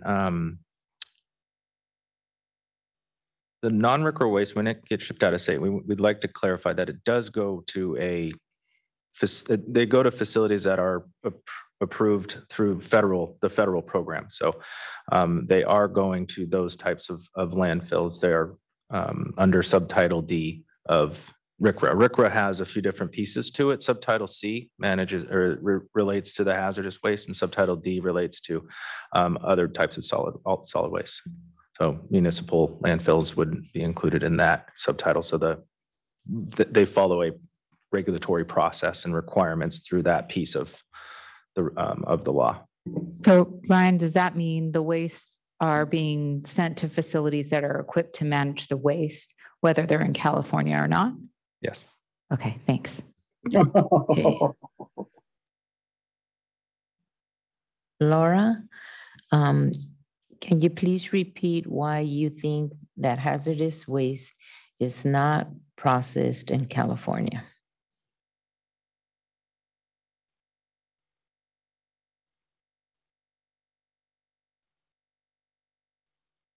Yeah, I'll take that one. Thanks, Laura. There was 3 reasons why here that there's more, most likely. But the 3 that we have here, one, for the first one that Sean laid out was, we don't have a permitted commercial incinerator in California. So some wastes are required to be incinerated. So those would go to an out-of-state location because there's incinerators in other states. And the second reason was logistics. At some types of facility cleanup or construction, you can have 3 different types of soil that can be generated: non-hazardous, non-RCRA, and RCRA. The non-hazardous and the non-RCRA can go to the same type of facility if it's going out of state. And the third reason here was the one of the California facilities might not be accepting the waste when it's needed. So they could be doing maintenance, operation and maintenance or just maintenance on their equipment. They might just not want to take the waste for one reason or another. So those were 3 reasons that we provided here. There are likely numerous. We have anonymous. At our site, we use Kawanata, and send 0 waste to landfill. Just a comment. Okay, good to know. And then we have Cynthia again. Do not lower the bar. California only hazardous waste needs to be managed in California. Close our borders. And Laura, it's a follow-up, I guess, to what you just answered. Or why is it being shipped to other states? And I think you already answered that question. And then do we have any more hands raised? Yes, we have Jane Williams. Jane, if you could unmute yourself. Yes, sorry. Thank you. Well, yeah, just to point out the frustrating outcome of the X-site cleanup is that most of the contaminated soils, because California has adopted a more stringent standard than the rest of the country for what the levels of lead are in contaminated soils. So basically much of the lead contaminated soils from the X-site cleanup are being shipped to Arizona. That was something that the X-site Community Advisory Group resisted and wasn't happy about. We've never, as a state, embraced the recommendations of the Hazardous Waste Task Force that was convened during the Governor Duke-Majan administration, which was that a lot of these metals are actually very valuable, and that California should either store these soils that are contaminated with metals until we can learn to reclaim them, or they should, get busy and start reclaiming these valuable metals out of soils. That was a task force that was put together by Governor Duke-Majan and issued recommendations to the state over 25 years ago. So California has sort of lost its hegemony on managing hazardous waste that it had in the 80s. And the kinds of outcomes that that's leading to is a lot of exported hazardous waste. And it is the case that all of the liquid incinerable hazardous waste is taken to hazardous waste incinerators in other states, primarily in Utah, because of the public outcry about incinerating hazardous waste. And the irony of that is that supercritical water oxidation, which is a virtual direct replacement to the incineration of hazardous waste, California has the only R&D permitted facility in the world for supercritical water down at the General Atomics campus in San Diego. And waste is taken to that facility from all over the United States and the world for research and development. And the supercritical water process, which came out of the nation's successful program to destroy its chemical weapons stockpile. It was one of the technologies that was actually paid for by the federal taxpayer. And California has refused to take a serious look at how supercritical water oxidation could actually destroy much of the hazardous waste, the liquid incinerable hazardous waste that's currently exported. So while most of us have cell phones or have iPads, or we are driving electric cars, and we've advanced in certain technological areas, we're basically using the same technologies to treat hazardous waste that we were over a half a century ago. So it would be nice, as part of this report, for the state of California to take a serious look at some of these more advanced treatment technologies. The PFAS Innovation Treatment Technology team at US EPA came to San Diego and sent waste to San Diego to see if the supercritical water oxidation unit there would destroy perfluorinated waste, and it did a really great job, much better job than an incinerator would. So I would highly recommend that we maybe put that on the agenda if the agency is serious about looking at what kinds of advanced treatment technologies there are for the destruction of waste that are currently incinerated out of state. Thank you.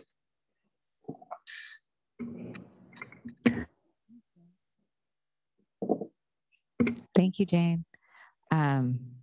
Would anyone on the panel like to respond, or is this just something we're going to keep in mind for all future efforts? Great. Yeah, thank you. Looks like Chuck has his hand up as well. Yes, this is Chuck again. Thank you, Chuck White with Manette. I just wanted to comment on a response I think someone gave from the department when asked about the question of waste going out of state to those other states that don't recognize California hazardous waste criteria. They only recognize RCRA. And the question is, are they still being handled safely? Well, they're being handled safely in those other states, but not according to hazardous waste necessarily RCRA or California only non-RCRA standards, because that state doesn't recognize anything other than the RCRA requirements. So, and I think for the most part, that's Utah and Arizona, and they can go to solid waste landfills in those other states that are not required to meet the same standards as hazardous waste facilities. I think the only state that, as I mentioned previously, is Nevada, that doesn't charge very high fees for California non-RCRA waste, but only allows that to go into that one permitted hazardous waste facility in Nevada. And there's a number of situations of California has very high fees for recycling and recovery of hazardous waste. And if it's non-RCRA, California only hazardous waste, it can go out of state and it can go to any recycling and recovery facility. And typically it would go to those that are not being charged a fee by that receiving state because they don't recognize California's hazardous waste standards. So again, I just raise all these issues because it's really important for you to look at how the various state regulatory fee structures impact the movement of hazardous waste. And I think this ought to be something you look at closely, both from the standpoint of disposal and other kinds of actions like recycling and recovery, to fully understand what, if any, impact the differential fees between different states have on the movement of those wastes. Again, I thank you very much for letting me speak. Thanks, Chuck. Absolutely. And fees, and we are required to look at fees in this report. So your points are well taken and probably shared by many. We've got two more points in the Q&A, and then we're going to break for lunch after Elsa shares those with us. Okay, we have from Cynthia, under waste reduction, recycling, does this mean it can be used as a fuel for incinerators? Incinerators are dioxide production units. Bad. Then the next one is, I suggest companies try and obtain their SIO 14001 certification, since it also covers all of this as well, and how controlled everything needs to be from the cradle to grave. I know we had to do this in order to receive it, and our audited every 6 months in order to maintain it. Thanks, Elsa. Does anyone on the panel want to address any of those? Okay, so I want to thank you all for all of your comments, all of your questions. If there is an unanswered question or comment in the Q&A feature, we'll get to that question after lunch. If it's a comment, it will be part of our record. This meeting's being recorded on Zoom. So whether it's discussed right now in this moment or not, it is being taken into consideration for our work here today. So thank you all very much, and we will see you at 1 o'clock.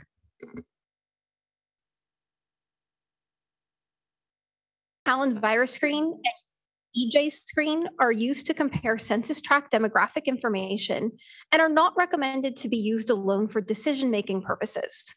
The tools are used to identify disproportionately burdened communities for the specific purposes of each project. Past analysis has focused on permitted facilities in state, but our analysis also included universal waste facilities and out-of-state facilities. But this report still just did focus on destination facilities, not facilities that generate hazardous waste. So in other words, this assessment really focused on the grave portion of a cradle-to-grave analysis. So let's start with Callan virus screen first. Callan virus screen is a mapping tool that helps identify California communities that are most affected by many sources of pollution. Higher scores represent communities that are more burdened by pollution. Here's a map of California with Callan virus screen 4.0 scores. Red indicates a higher score, green indicates a lower score. And as previously mentioned, scores are given to census tracts. Some census tracts didn't receive a score due to data gaps, and those are the gray census tracts on the map. As you can see, in general, the highest Callan virus screen scores do seem to be concentrated in the Central Valley of California.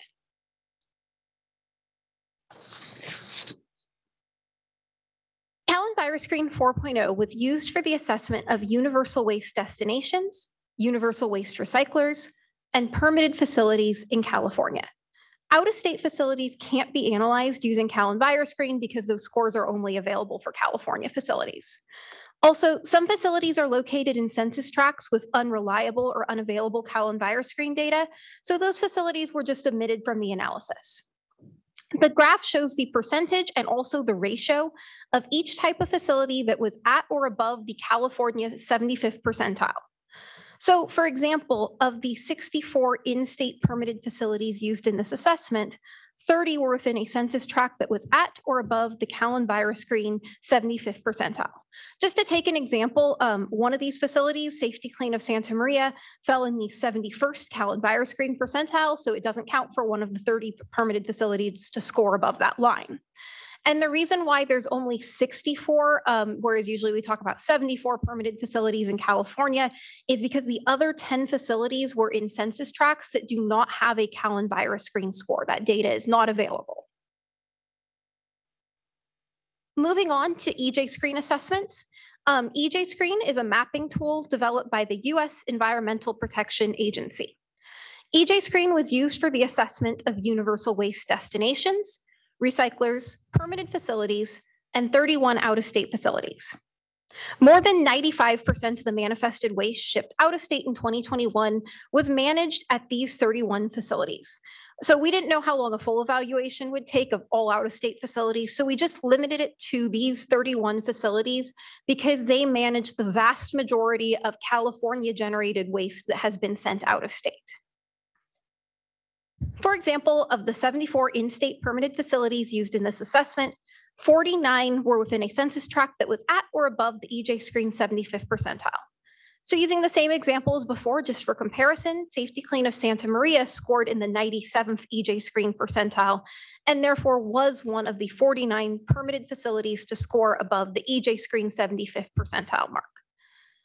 Of the 31 out-of-state facilities that received more than 95% of the manifested waste that was shipped out of state in 2021, 4 were within a census tract that was at or above the EJ screen 75th percentile. As another example, the La Paz County landfill in Yuma, Arizona falls within the 13th EJ screen percentile, and so just it was not above that 75th percentile line. Moving along, we're going to talk next about SB 535, disadvantaged communities. In 2012, Senate Bill 535 added sections to the Health and Safety Code and gave Cal EPA the responsibility of identifying disadvantaged communities for investment opportunities. Cal EPA designated 4 types of geographic areas as disadvantaged. These 4 areas are, first, areas in the highest 25% of Cal EnviroScreen scores. So that's anything above that 75 percentile that I mentioned earlier. Second, areas in the top 5% of Cal EnviroScreen cumulative pollution burden scores that did not have overall Cal EnviroScreen scores, with the pollution burden score being a aspect of the overall Cal EnviroScreen score. Third, areas identified in 2017 as a disadvantaged community, and 4, tribal lands. We used ArcGIS mapping software to determine if facilities were within disadvantaged communities as defined by Cal EPA. We assessed universal waste destinations, universal waste recyclers, and permitted facilities in California. Of the 74 permitted facilities used in this assessment, 41 were within a disadvantaged community. And using the same example of Safety Clean of Santa Maria, that facility was not in an SB 535 disadvantaged community.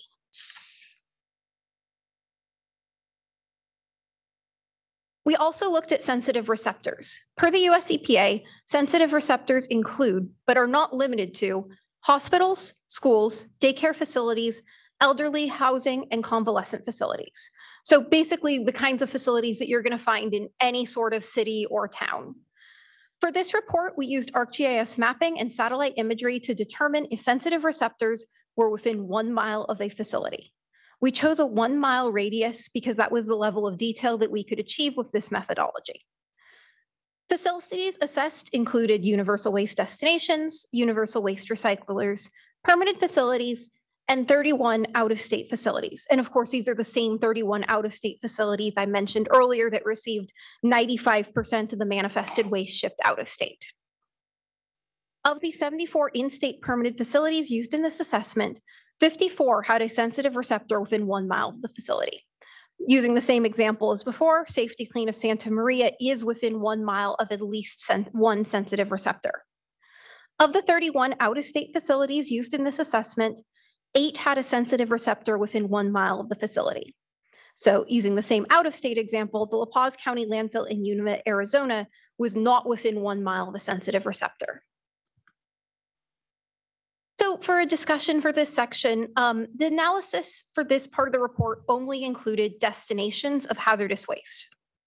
In 2021, there were nearly 95,000 generators, and they had a wide variety of activities versus only 74 facilities with an operating hazardous waste permit. So just assessing destination facilities is an incomplete analysis of hazardous waste management. Some states have reports and plans that offer suggestions on how to use the data from geographic analysis. Further research into these existing reports and plans can assist with shaping California's hazardous waste management plan, which is due in 2025. And that's it for section 4. I'm going to open it up for questions now. Thanks, Kayla. Do we have any questions in the room? Okay, we'll go to Zoom. Any questions in the Q&A feature? None. Okay, any hands raised? None. Okay, then I will ask you to move on to section 5 because I believe you're presenting that as well. Yes, thank you. Moving along then, I will also be presenting on section 5 for hazardous waste transportation. This section includes available information and discussion of the following elements related to the transportation of hazardous waste generated in the state. First, information on the distance between the destination facilities and the generators that are sending hazardous waste to those destination facilities. Second, the transportation options available to transport hazardous waste to each destination facility. And third, the cost for transportation to each destination facility. The first aspect of transportation analysis required in the report was information on the distance between the hazardous waste generators and the destination facilities that received their hazardous waste. There were three options that were considered to determine distance. First, determination of the actual route traveled between the generator and the destination facility. Second, determination of a most efficient route possible to travel. And third, calculating a direct or an as the crows flies distance between the generator and destination facility. Adequate information to determine the actual route between every single generator and destination facility is not available. Even if software were used to calculate a most efficient possible route using available roads, this calculation would not account for situations such as avoiding poor weather or routing around traffic. There's also a lot of factors that complicate routing, which I'm going to discuss more later. So just as an estimate, a direct distance was calculated between each generator and destination facility for each manifest. Using information from hazardous waste manifests since 2010, a distance was calculated that accounts for just the curvature of the earth. This could also be called like an as the crows flies distance. This average direct distance between generators and destination facilities was calculated to be about 500 miles. The median direct distance between generators and destination facilities was calculated to be about 240 miles. An average is adding all the values, in this case distances, and dividing the sum by the number of values added, in this case the number of manifests. And on the other hand, the median is sorting all of those values in order, which in this case would be the shortest distance between the generator and destination to the longest distance between the generator and destination. And it picks the middle value that separates the top half of values from the bottom half of values. So a median could be said to more represent like a typical trip, while the average has the ability to be skewed upwards by outlier data. The median being less than half the average distance indicates that there are some larger values or larger trip distances that are skewing the average far above what you would consider maybe a typical hazardous waste trip. And as I mentioned, this is definitely an underestimate because it's just the physical distance between the 2 points. It's not accounting for any sort of actual routes taken.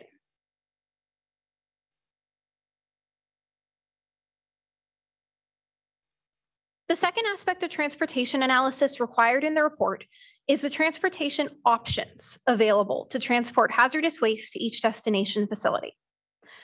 Different modes of transportation can be used for hazardous waste. Hazardous waste can be transported by plane, truck, boat, or train. But in California, boat and plane transportation are very rarely used because you've got overland routes available. Truck and train transport are far more common. Trucks transporting hazardous waste can employ several routing strategies.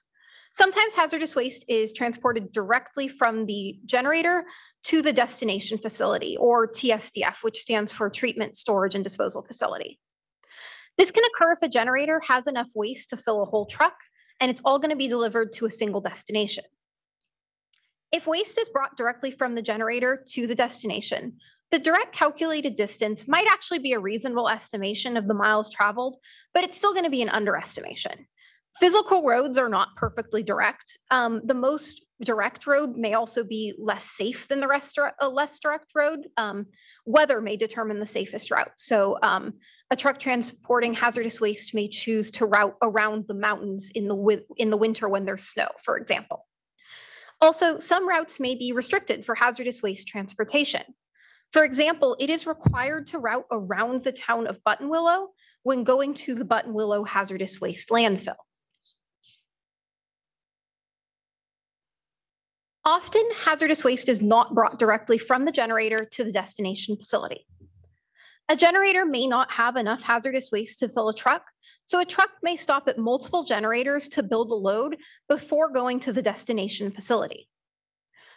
Waste may also be brought to one or multiple intermediate facilities, such as exempt transfer facilities, where different types of hazardous waste can be sorted onto multiple trucks heading to different destination facilities.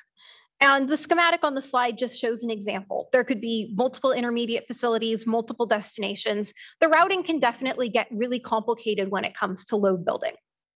So in cases like these, the direct calculated distance between a given generator and the destination facility is going to be a pretty significant underestimation of the actual distance that that load of hazardous waste travels.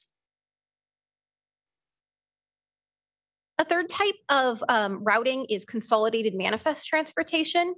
Some wastes, such as used oil, are eligible for consolidated manifest transportation, in which transportation companies can take waste from multiple generators and record it on a single manifest.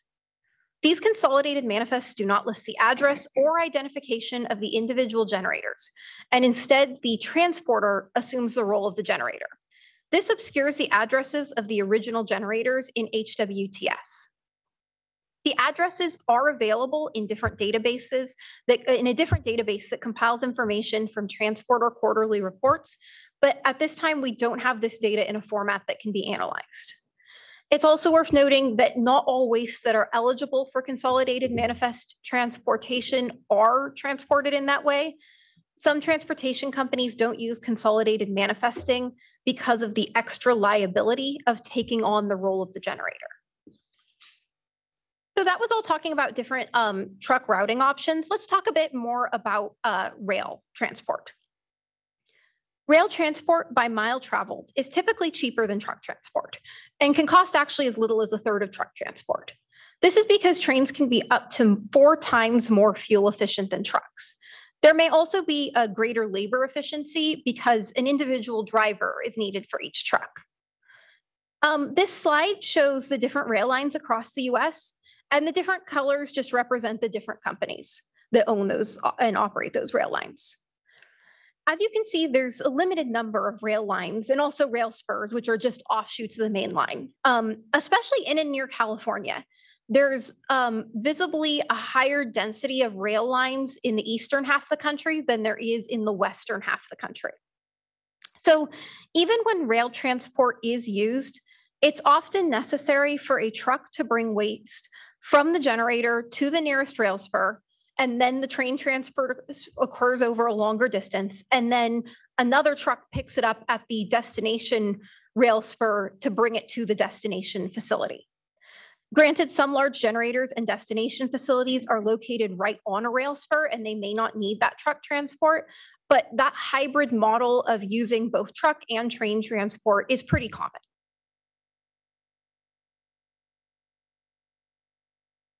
Some hazardous waste may end up being brought to a destination facility far from the generator because they require a specific treatment that is not available closer to the generator.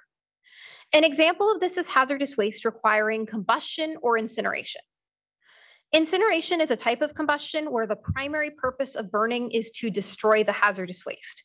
Combustion includes incineration, but also includes burning of hazardous waste where the primary purpose is energy generation. Some combustors are cement kilns that are fueled by the burning of hazardous waste. As you can see from the map, there are no commercial hazardous waste combustors in California, and the closest is located in Utah. Because there are so few commercial hazardous waste combustors nationally, they may have a backlog of material to process. So the closest facility to a generator may not even be able to accept the waste at that time. As a reminder from earlier in the presentation, the average distance between a generator and a destination facility was 500 miles, while the median was less than half of that at only 240 miles. The reason why there may be such a higher average than a median may be because of waste requiring specific treatments like incineration, which require very long transportation distances just due to the locations of the incinerators and combustors in this country. That might be skewing the average pretty significantly upwards from what would be a more typical hazardous waste trip of materials that maybe don't require as specific of treatments.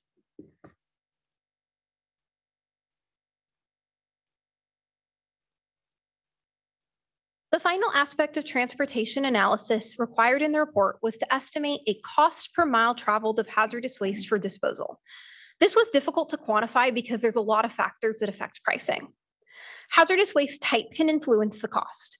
Corrosive hazardous wastes are likely to be more expensive to transport since they're going to need special corrosion resistant containers on trucks instead of just a standard stainless steel truck. Also, fuel prices fluctuate and can rapidly increase transportation costs. Prevailing wages and transportation worker availability may also vary. A transportation company may charge more for hazardous waste that needs to be picked up quickly. And also, transportation companies vary in size and capability, which could affect their pricing structures, in the same way that a corner store has a different pricing than Walmart. Transportation companies don't post their pricing information publicly, so at this time we can't provide a dollar per ton mile for hazardous waste transportation. That pricing is considered confidential business information, so they didn't want to share it for a public report.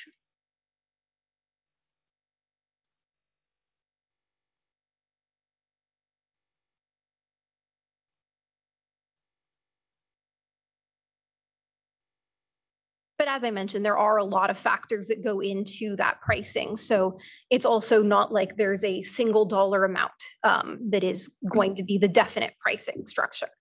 So we lost connection for a moment, but we're gonna get the presentation back up for you. Just bear with us for a couple minutes. Thanks.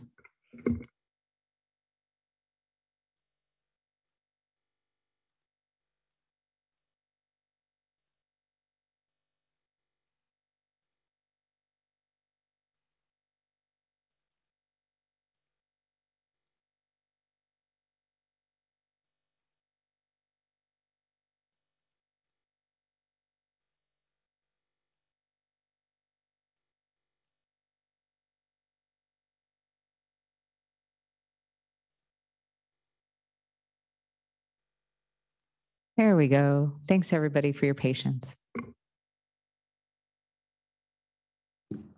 Thank you for fixing that so quickly. So a bit of discussion for this section. One side effect of a large amount of California's hazardous waste going out of state is that if there are risks associated with transportation of hazardous waste, then those risks will increase with further transportation distance. Also, transportation of hazardous waste over longer distances produces more greenhouse gases than if waste stayed in state. That being said, greenhouse gas emissions due to transportation of hazardous waste are only going to be one part of overall emissions for commercial transportation, but it's still something that should be considered, that longer distances are inherently going to result in more emissions. All right, and with that, we are opening it up for questions. All right, do we have any questions or input in the room? Okay, hands raised on Zoom? No hands raised. Okay, how about anything in the Q&A feature? Yes, we have from Marty. Does DTSC's ID number database track transporters' 10-day transfer facility locations? Do you have a count of how many 10-day transfer sites are located in California? These are pretty high risk locations because loads are consolidated and there could be an accidental incompatibilities, but also there's a lot of temptation to repackage waste at these facilities, even though that's not allowed. Yeah, thank you, Marty, for the question.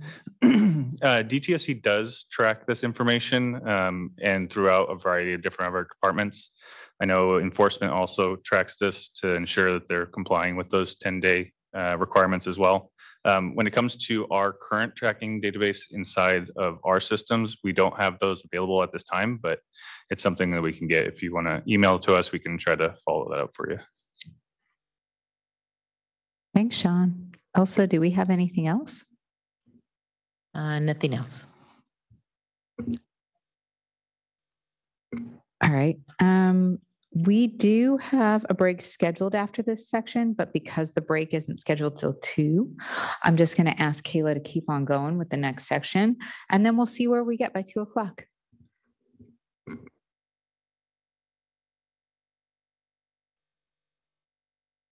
Thanks. Yes, I will keep on with section 6, which is about pollution prevention.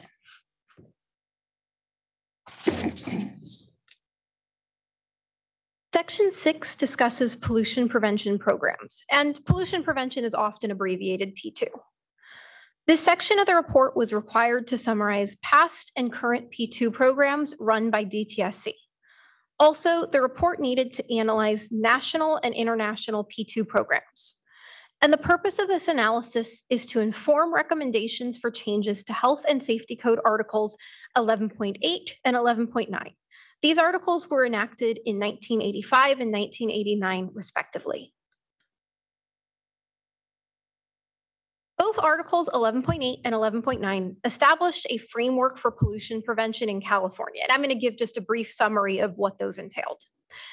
Article 11.8 stated that the generation of hazardous waste should be reduced or eliminated, and that hazardous waste that was generated should be recycled, treated, or disposed of in a manner that minimizes threats to human health and the environment. Article 11.8 also established a grant program for the development of new P2 technologies, but that grant is no longer funded. Article 11.9, also known as SB 14, was intended to promote the waste management hierarchy. Hazardous waste is to be reduced at the source whenever possible, which means not producing the waste at all. Any action taken after the hazardous waste is generated is not considered source reduction. If source reduction is not possible, then the hazardous waste is to be recycled. And if neither recycling or reduction of hazardous waste is possible, then the waste is to be treated in an environmentally safe manner. Article 11.9 created reporting requirements for generators of hazardous waste. And these requirements are still active because they weren't dependent on funding from DTSC. Article 11.9 also established a pollution prevention advisory committee, which has since been disbanded. And both 11.8 and 11.9 had other measures to promote the reduction of hazardous waste. But like I said, this is just a brief summary of what they accomplished. So what is pollution prevention? Per Health and Safety Code Article 11.9, pollution prevention is defined as the reduction of chemical sources that have adverse impacts on public health and the environment, including but not limited to source reduction.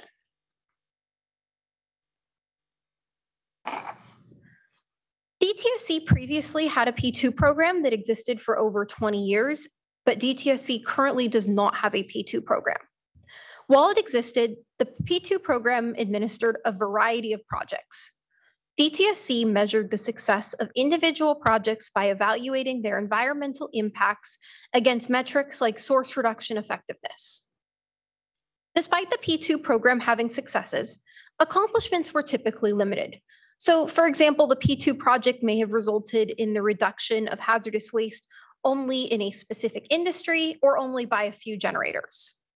There were no significant reductions to the overall quantity of hazardous waste generated in California that can be traced to DTSC's P2 program. The P2 program was disbanded starting in 2012, and resources were redirected to DTSC's Safer Consumer Products program. Though DTSC doesn't have a P2 program anymore, there are a variety of programs within California, nationally and internationally, and I've put a few of their symbols on this slide. These other P2 programs usually consider hazardous waste reduction as one of many environmental goals to be considered alongside other goals, such as water use reduction, energy use reduction, and emissions reduction. Many other programs look at these things holistically at a greater environmental picture rather than just focusing on hazardous waste reduction. If DTSC was going to consider to bring back a pollution prevention program, some types of hazardous waste may be better candidates for reduction than others. As mentioned earlier in the presentation, the single largest category of hazardous waste generated in California by weight is contaminated soil. This contaminated soil is from activities like site cleanups and construction projects. Cleanup of contaminated sites is beneficial because it minimizes the risk of exposure to hazardous chemicals and allows the land to be restored to productive use. DTSC doesn't want to discourage removal of contaminated soil during a site cleanup if removal of the soil has been determined to be the best option for the remediation of the land. Therefore, despite being the largest category of hazardous waste, contaminated soil may not be the best candidate for pollution prevention. weight-based goals for pollution prevention are going to be difficult to meet because the largest category of hazardous waste isn't the best candidate for reduction. On the other hand, some industries may generate a small amount of hazardous waste by weight, but may be very good candidates for pollution prevention. As an example, the Air Board mandated the phasing out of perchloroethylene in dry cleaning. Because of the hazardous nature of this chemical and the history of dry cleaners contaminating the soil, this chemical was an excellent target for P2. And phasing out perchloroethylene in dry cleaning has a lot of environmental benefits beyond just looking at the weight of hazardous waste reduction that it accomplished.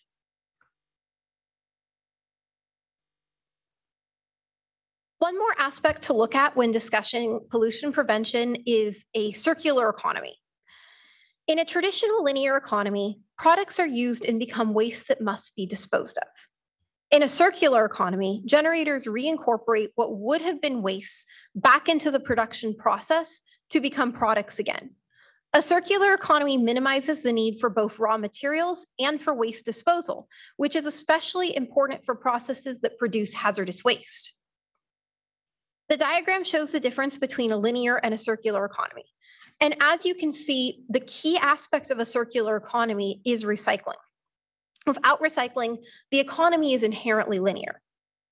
New recycling facilities would be needed in California if we want to work towards a circular economy, especially since there's emerging waste streams generating increasing amounts of hazardous waste. For example, as more electric cars are produced and reach end of life, the lithium-ion batteries that are in those cars will likely increase as a hazardous waste stream. Recycling these batteries reduces the amount of hazardous materials that would otherwise need to be sent to a landfill. However, the permitting process for new recycling facilities is one of many significant challenges in California. California requires permits for hazardous waste recycling facilities. EPA requires a permit for the storage of RCRA waste prior to recycling, but not the recycling itself. Most TSDFs currently operating in California, which include hazardous waste recycling facilities, existed before permitting requirements existed and had to receive authorization through the newly established permitting process after they were already in operation. As Sean mentioned earlier in the presentation, the total number of TSDFs operating in California has declined since these permitting requirements were introduced. If recycling facilities do not exist in California, California is either going to have to rely on these facilities in other states to recycle our hazardous waste, or the hazardous waste will instead end up being disposed of rather than recycled. The existence of a circular economy inherently relies on having recycling facilities. In summary, this section of the report examined DTSC's past P2 program. One thing that will be examined in the plan is whether DTSC would benefit from a new P2 program, and if so, how that program would be organized. We're not currently resourced for a new P2 program, but it should still be considered as a recommendation for the plan. This may also involve revisions to Articles 11.8 and 11.9, since those articles provided the original framework for pollution prevention in California and could be revised to align with California's P2 goals moving forward. It's also important to have realistic goals for pollution prevention. P2 alone is not likely to significantly reduce the amount of hazardous waste generated. It's important to develop a strategy for hazardous waste management that uses P2 as one of its tools, but not relying on it entirely. And with that, I'll be opening it up for questions. Thanks, Kayla. Do we have, yep, we got somebody in the room. I'll be right over.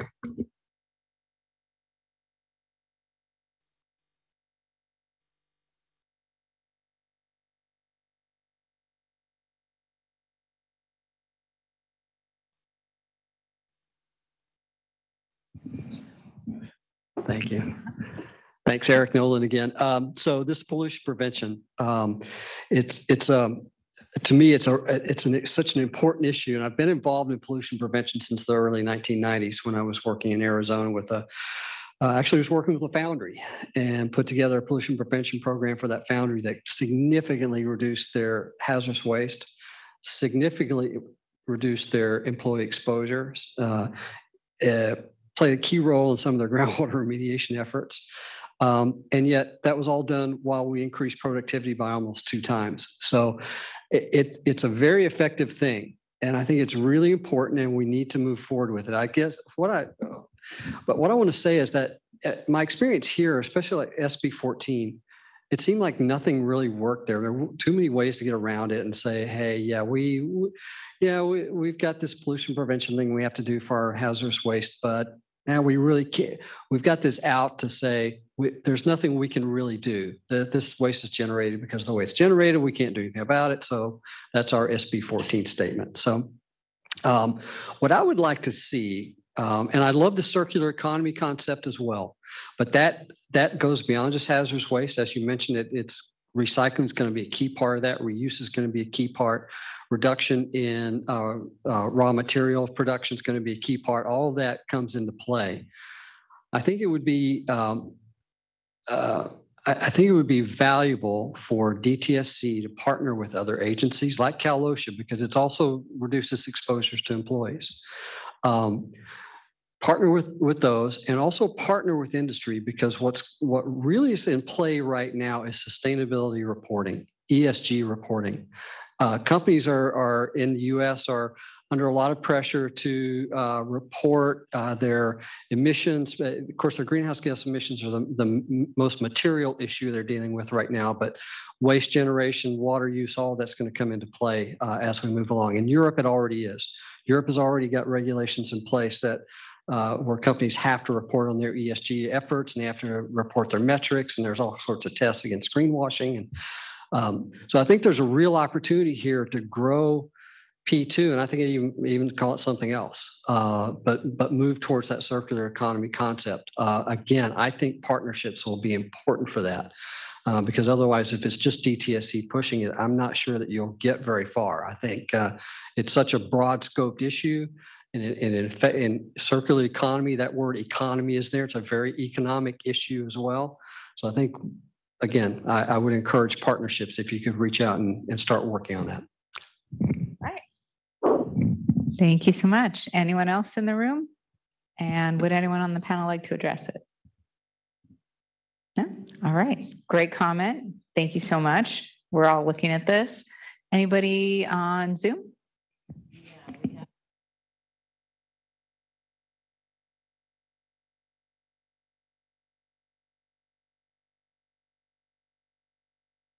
Michael, can you unmute? Hi, this is Michael Kent. Were you referring to me or the other Michael that's been on?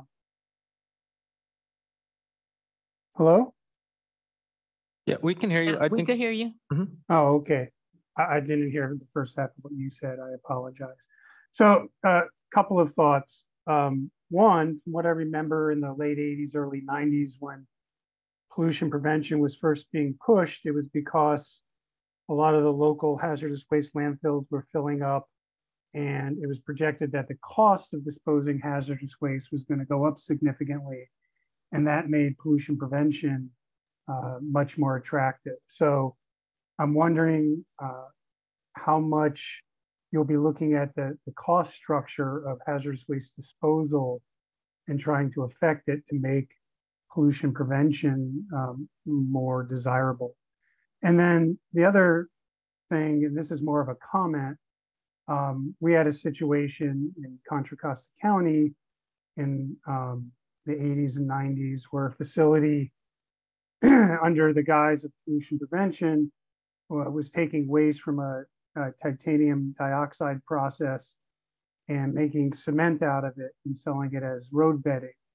And then it turned out that it had high levels of dioxins in it, and also was probably a crappy road bedding. And so there was years of investigation and lawsuits, et cetera. So I also, while I support pollution prevention wholeheartedly, it's important as companies propose projects, especially ones that are going to reuse a waste as a product, that we make sure that they're safe and effective before DTSC approves them. And those are my comments. Thanks. Thanks, Michael. Appreciate you chiming in here. Do we have anybody else on Zoom? Yes, we have Marty. Hi, good afternoon. Sorry, I'm just going to lower my hand. I wanted to just link this back to you'll hear me talk about this all the time, is the generators, what's happening with the generators. And I know in your chapter 2, you talked about, I think it was a couple thousand generators that do on-site treatment or recycling. And, that comes along with like a reduced regulatory burden in terms of permitting. And I think it's just really important to link any of these efforts for pollution prevention to the consequences of that when you're talking about reducing your permitting requirements and, for excluded processes or excluded wastes that are going to be managed on site by generators. Because again, the DTSC is directly regulating less than 100 TSDFs, and all of the counties are regulating the tens of thousands of generators out there, including these couple thousand that are doing on-site activities. And if we try to incentivize a lot more of the kind of on-site management, I just think that comes with a lot of risk.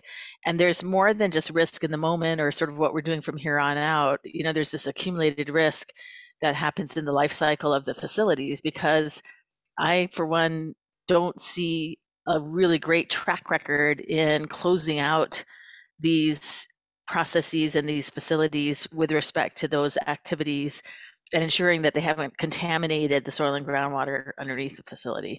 And I think that's got to come along with efforts to do pollution prevention.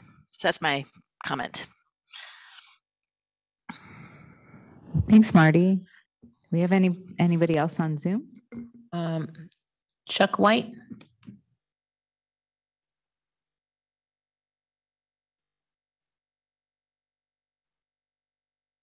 I think he put his hand up and then he put it down.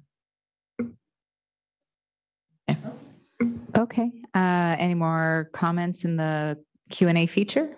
No. Okay. Chuck, I saw your microphone go on and off and you had your hand up, and we're not sure if you wanted to make a comment or not. This is Chuck. My apologies. I may have pushed the wrong button by mistake. I'll be commenting again, but not right now. Good. Okay. All yeah. good. No, thank you. I just wanted to check. Thank you for asking. Yep. All right. Won't be the first time or the last, I'm sure. Okay. Since we are getting close to 2:00 and we've got a 15-minute scheduled break then, I think we can go on with the next section and then just take a break after our next section. So this one, I believe, is Ryan, section 7, the use of fees to reduce waste. We are on section 7 over here. Thank you, everybody. My name is Ryan Dominguez. I'm the supervisor for the Hazardous Waste Management Plan Unit. Federal and state governments use credits, taxes, and fees to help fund services and influence economic activity. The information in this section of the report includes information about the use of fees and their potential to impact waste generation and the current fee structure in California. Fees have been used as funding mechanisms for portions of hazardous waste management programs. Hazardous waste management fees may help reduce hazardous waste generation or help fund transitions between technologies or implement different programs or initiatives that may lead to reductions in hazardous waste. There are many variables that can influence how hazardous waste fee structure functions. Variables can include things like the hazardous waste type, the quantities generated, and the individual state laws. Because of these types of variables, it's unclear whether a fee structure in one state would function the same way in another state.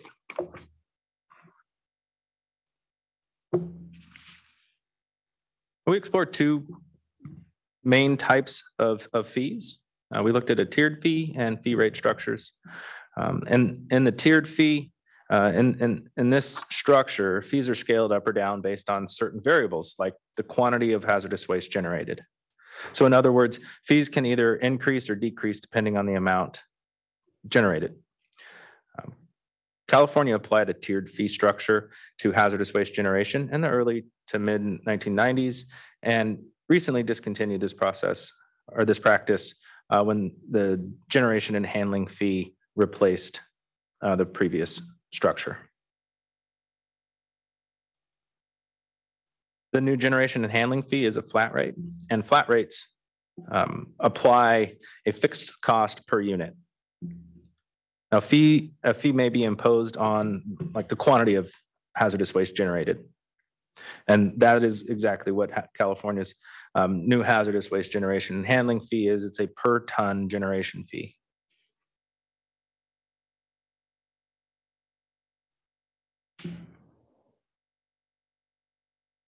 A main challenge in this area of economic research that we were running into and that was finding historical data on past fee structures that different jurisdictions have used. Nationally, there's been a few studies that looked at how hazardous waste fees have impacted waste generation since the 90s. Another significant challenge has been determining if a reduction in the amount of hazardous waste generated was due to a change in the fee structure or just due to other factors.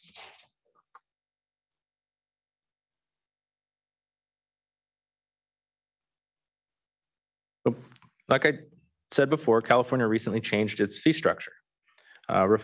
This was done as part of the reforms. These reforms to the fee structure were intended to do a number of things, like establish a sustainable level of funding to enable DTSC to more sustainably implement its hazardous waste management program. It was also meant to streamline DTSC's complex fee system and support a more equitable and sustainable fee framework to support a polluter pays principle. The polluter pays principle is the commonly accepted practice that those who produce pollution should bear the cost of managing it in order to prevent damage to human health or the environment. In the previous tiered structure, the largest hazardous waste generators paid less money per ton generated.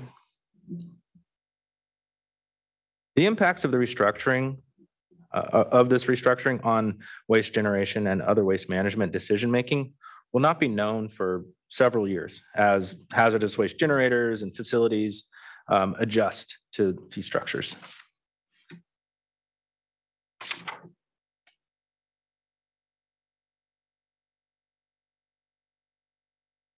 Now, the new fee structure is based on the amount of hazardous waste generated.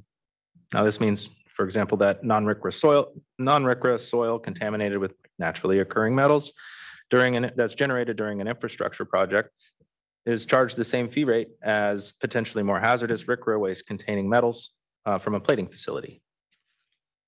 The broader spectrum of hazardous waste captured under California's hazardous waste program relative to the federal program means that there are significant variations in the relative hazard of various waste streams. This also means that several other factors could also be important to consider, like the composition of and characteristics of the waste stream, the relative hazard posed by each waste stream, the entity generating it, or the reasons it was generated. So future research may include like assessing different fees on the different types of hazardous waste, for example, RCRA versus non-RCRA. There's also opportunities to research how the polluter pays principle can best be applied to different fee structures. If hazardous waste generation has been disincentivized over time, that's going to take a while to see any impact from, but which is why it's a great research opportunity, because over time.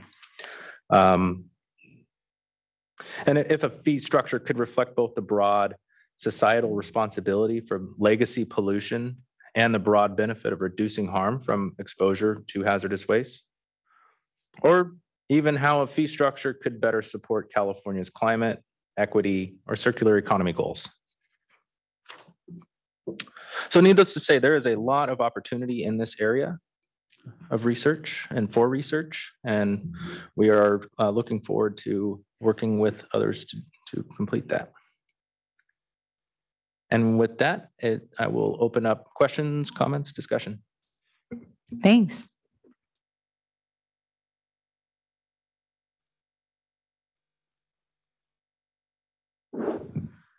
Eric Nolan again. So I can see the value of the flat rate structure. It simplifies things quite a bit, right? And it also, I guess, balances out that that fee effect among everyone who's generating hazardous waste. But I did notice in the report, it talks a bit about how this doesn't take into account the potential toxicity of the various types of hazardous waste. And I do think that would be something at least to take a good look at, because, the various toxicities, if you've got the flat rate, you're not really taking into account the negative externalities economically that might be occurring as a result of this more toxic waste. And if you use a fee structure that provides a higher rate on more toxic materials, that might help drive that circular economy effort as well. So to get folks to move away from the more toxic products and more towards green products. Thanks, Eric. Do we have any folks with hands raised on Zoom? Yes, we have Chuck White. Yes, this is Chuck. I did actually raise my hand this time. Thank you. One thing I want you to ask you to consider is the issue of treatment fees, and as compared to initial generator fees. And there are situations in when a recycling facility or a treatment facility treats a waste that's been previously generated and then generates a new waste that has to pay a fee, again, as I understand it. And so there might be some benefit to encouraging people to recycle and recover waste in spite of having to generate maybe a different waste that's presumably lower in toxicity, lower in quantity than the original waste that was generated, but not have to pay the total new fee on that, and related to the toxicity or related to the reduced threat that treatment process resulted in might warrant a reduction in the fee that's charged. Now, I understand this could complicate the fee structure system considerably, but I'm asking at this point, if you haven't thought about considering it, if you would consider it, that as wastes progress through a generator to treatment process to ultimate deposition or release, that any treatment that is treating a previous waste that has to pay a treatment fee would get some kind of consideration or reduction in the rate. And how you do that, I haven't got a suggestion, but I'd be happy to work with you on that as you progress forward. Thank you. Great. Thanks for that, Chuck. Any other hands raised on Zoom?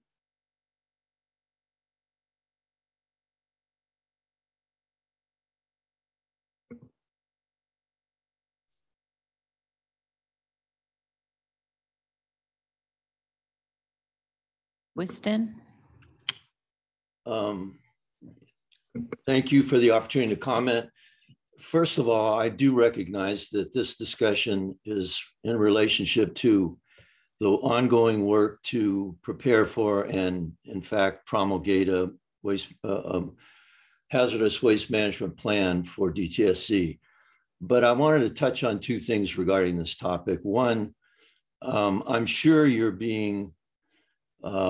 that you're following and will utilize the opportunity to learn from the recent experience of the shortfall in revenue that has required more borrowing by the department. And the best way to plan for the future is to look deeply into the examples of outliers in terms of consequence. In addition, just briefly, I think it's important when a government program such as this inherently is going to try and use economic factors like fee structure to promote a different set of outcomes. Pollution prevention maybe is a nice catchy phrase, but the notion is that by charging, you can reduce the amount of the problem. And I think that a lesson needs to be taken and clearly kept in mind from what's happened with regard to efforts to reduce the amount of water that we consume. And that, in as few words as possible, is the notion that if you're successful, you end up with less revenue per unit that ends up constraining or causing a burden on the, for example, on the water delivery system. The fixed costs that are already there are being spread over smaller units, and the price goes up and keeps going up. I'm sure you're aware of that, but that needs to be, I think, should be an important consideration in how you design and apply a fee structure. Thanks for the opportunity to share that. Good meeting today. Thanks, Winston. Appreciate your comments and participation. Do we have any other hands raised on Zoom? Anything in the Q&A feature? Okay, in that case, since we're very close to 2, I'll go ahead and give us our 2 o'clock break. We have a 15-minute break and it's 1:56. So I'll ask you to be back at 11 past 2 at 1:57. come back at 2:15. That's fine. Thanks.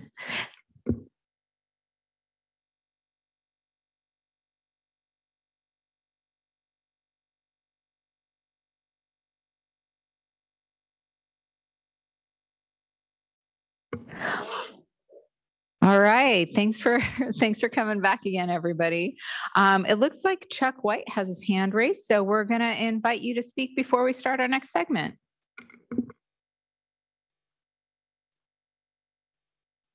Well, this is Chuck, and I did raise my hand because I had something I wanted to comment on at last, but quite frankly, in the intervening 15 minutes, I've completely forgotten about what it was. So,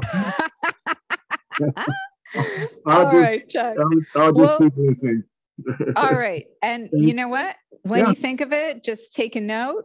We're going to have plenty of time. We're running a little bit of ahead of schedule today, so we're going to have plenty of time for any go backs or any additional comments or conversation y'all want to have. All right, appreciate it. Thank you. All right. So at this time, we're going to start section 8, evaluation of identification criteria of hazardous waste in California. And we're going to invite Diana Peebler, our branch chief that oversees this unit, among 3 others, to speak on this topic. Thank you, Marcia. Yeah, I'm Diana Peebler. I'm the branch chief of the Technical Advisory and Planning Branch, of which the Hazardous Waste Management Plan Unit is one of the 3 of the 4 units in my branch. I'm happy to be here today. I'm going to talk a little bit about identification of a hazardous waste in California. A major component of this report was to begin evaluation of the hazardous waste criteria that California began implementing in the 70s.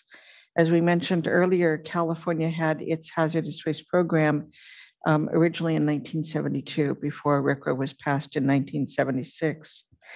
And this evaluation includes review of 3 primary elements: a comparison of state and federal hazardous waste criteria, a review of current analytical methods to determine if we are using up-to-date science and technology, a review of contaminants of emerging concern. And a large part of the evaluation was to compare the non-RCRA criteria to the federal criteria, and that's what we're briefly going to discuss today. An extensive discussion of the waste criteria was completed during workshop 2 that was held during the summer of 2022, last summer, and a recording of that workshop is available on our website. Next slide, please. Oh, I can do it, sorry.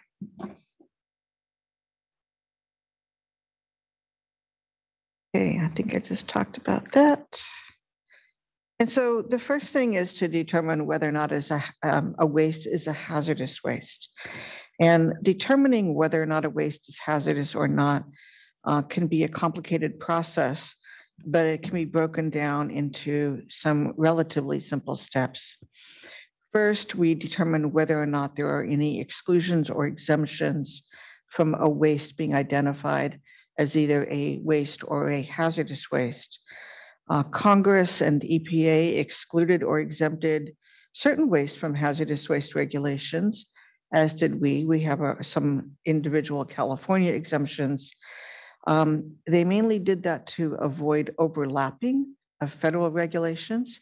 If the Clean Water Act had a rule, then they wouldn't impose RCRA as well. Same with the Atomic Energy Act. They wouldn't impose RCRA criteria over the top of another federal agency's regulations. There were some regulations of certain waste that were viewed as impractical to regulate as either a waste or hazardous waste, and were excluded or exempted for those reasons. There are listed wastes, and we're going to talk a little bit about what those are, and then a determination of whether or not a waste exhibits a characteristic of hazardous waste. So the hazardous waste identification criteria reminds us that these criteria are used to identify which wastes are hazardous. Hazardous waste identification can be complicated, as I said earlier, and we're going to talk about the listings and the characteristics to identify those wastes. So for the listings, EPA developed criteria to use in evaluating whether a waste warranted being listed, typically because the waste contained toxic chemicals at levels that could pose a threat if improperly managed, or contained such dangerous chemicals that they posed a threat even when they were properly managed. EPA applied the listing criteria to hundreds of specific industrial waste streams. The F list includes waste from common industrial and manufacturing processes. They can occur in different sectors of industry, and therefore they are known as the waste from non-specific sources. Some examples are spent solvents. Many industries use solvents, and or spent plating bath solutions containing cyanide from metal finishing operations. The K list includes waste from 13 specific sectors of industry and manufacturing. Examples are pesticide manufacturing, petroleum refining, and manufacturing of explosives. They're very, very specific waste streams coming from those specific industries that EPA determined were posing a threat to human health of the environment. The P and U's are commercial chemical products. So they are pure and typically commercial grade formulation of unused chemicals that are being disposed. They may have been spilled by accident or intentionally discarded because they were off spec and could no longer serve the purpose for which they were intended. Chemicals that are included on the P list are acutely toxic, meaning that they're fatal to humans in low doses or cause serious, irreversible, or incapacitating illness. The U list are generally comprised of chemicals that are toxic, but also include chemicals that display hazardous waste characteristics such as ignitability or reactivity. California has an additional M listing for discarded mercury-containing products. This may include mercury-containing novelties. In the past, light-up tennis shoes lit up because there was a mercury relay switch in the heel of the tennis shoe that caused the tennis shoe to light up. They no longer contain mercury in those tennis shoes. Good to know. Or the switch in our car that is a mercury relay switch that causes the trunk light to go on when you open your trunk. So the characteristic wastes are those capable of being defined by physical, chemical, or other properties which pose a substantial or potential hazard to human health or the environment when they're improperly managed. There are 4: ignitability, corrosivity, reactivity, and toxicity. California differs in 2, and that is corrosivity and toxicity. California regulates corrosive solids. EPA only regulates corrosive liquids. And where we differ greatly, of course, is in the area of toxicity. We have 8 toxicity criteria, including the TCLP, the toxicity characteristic leaching procedure, which is the federal toxicity criteria. And then we have an additional 7. So because we have that additional 7 criteria, toxicity criteria, that is what results in more waste being identified as hazardous in California than in other states or under the federal program. And this is illustrated, as we've learned today, by the fact that 80% of the hazardous waste generated since 2010 has been non-RCRA waste.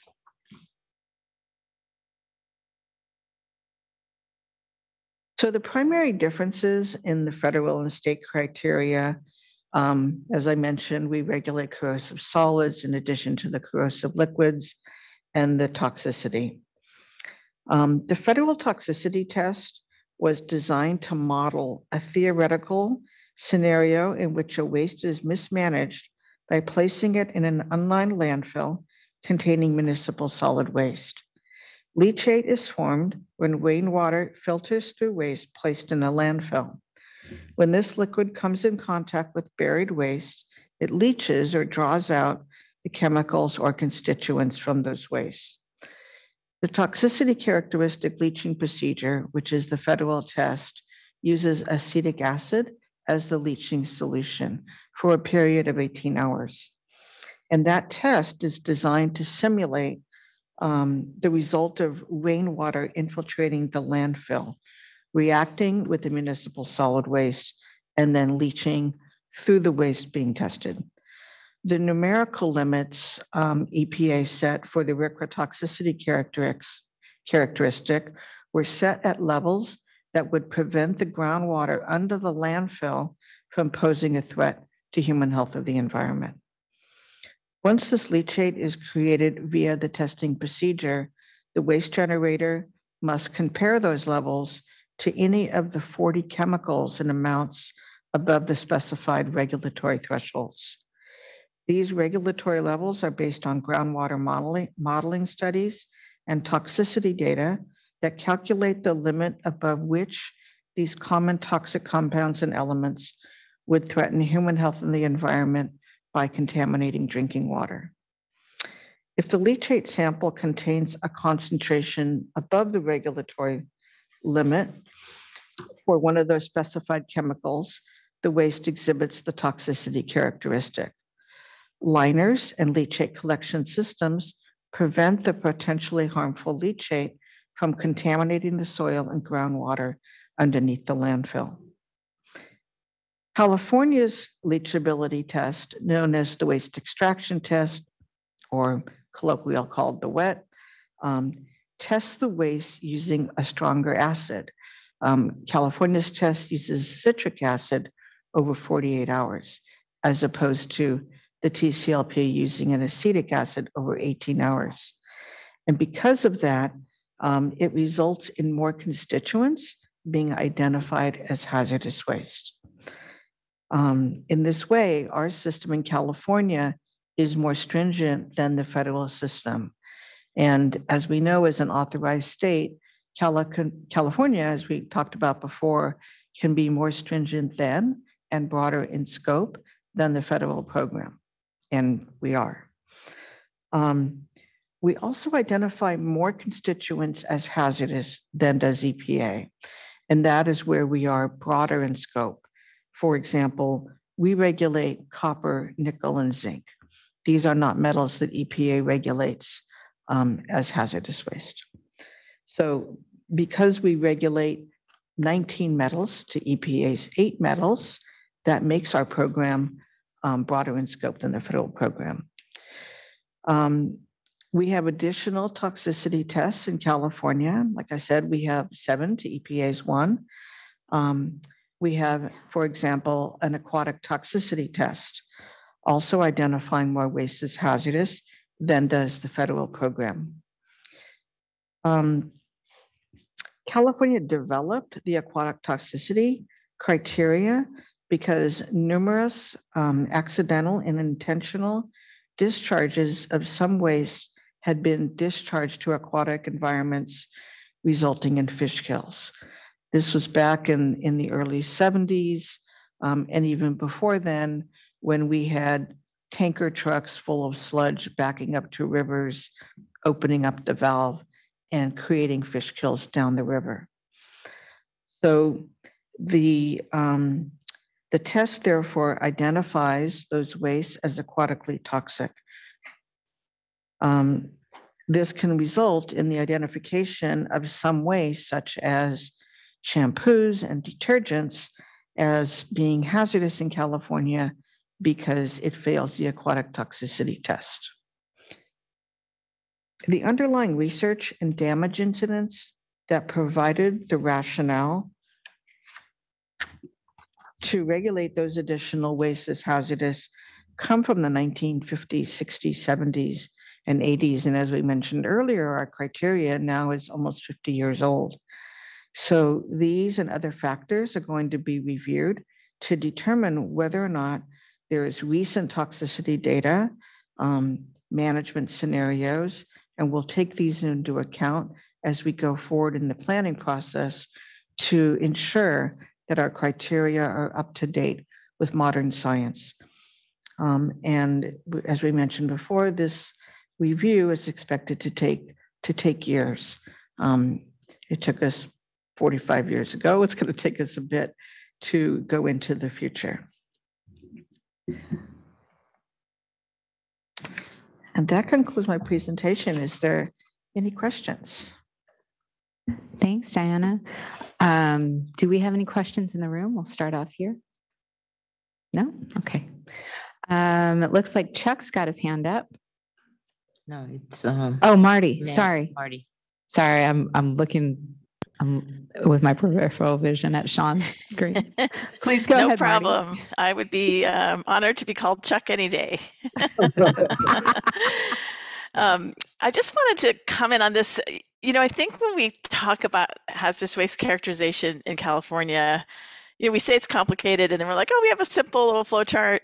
It is complicated. I think there are very few generators in California that even can take a stab at trying to really characterize their waste, and they rely so much on the vendors to do the waste management to actually do that for them.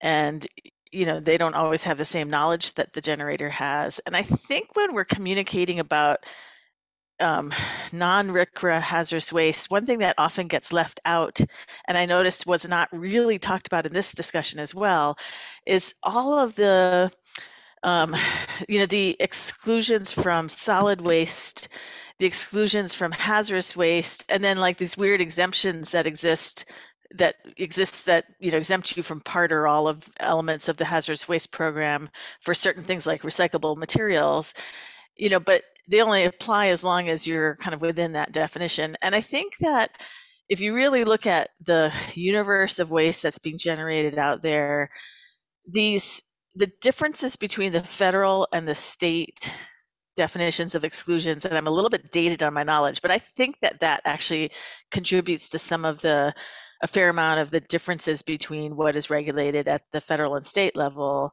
in addition to these toxicity criteria that we have.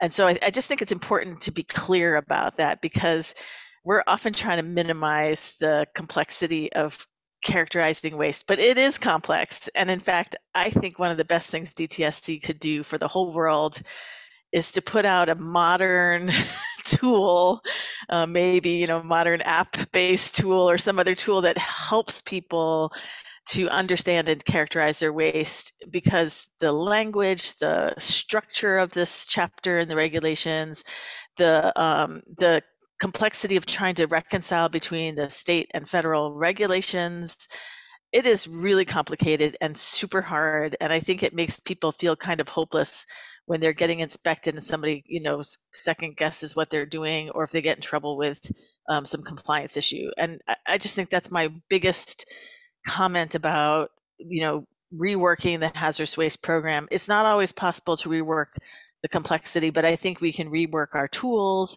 and be very clear about how different wastes become hazardous through the different avenues of the regulation.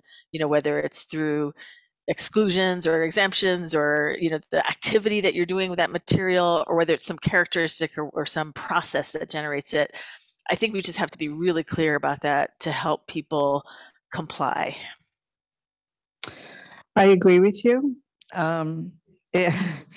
So you're right. Exclusions and exemptions. EPA has 43 exclusions and we only adopted 8 of them. And so it's hard to know sometimes what's excluded in California and what's not, because we didn't pick up all the federal exclusions. I think, to your point, in the past, we had a very robust waste evaluation unit for many, many years. And then, DTSC reorganized some of our structures and it kind of disappeared for a while. We were fortunate enough in these last several years to get a budget change proposal in place to refund and rebuild the waste evaluation and recycling unit. And so it now has a supervisor and 6 staff unit in there. And that is the only thing that they're tasked to do, is waste classification and recycling. And they're gearing up now to give more waste classification trainings to the local agencies, because we do know that they need help in being able to help their generators to make their own determination and not rely on their transporters or vendors. And then we've also been fortunate, enforcement was able to get some funding to create a Coupa training unit. And so we will be assisting the Coupa training unit to, again, help train the Coupas in this element as well.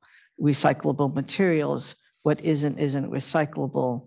As part of our data work, we're going back and we're looking at the recyclable materials reports that are being input into SERS and going over them to ensure that some of that recycling that is said to be going on is legitimate and does really qualify for exclusions.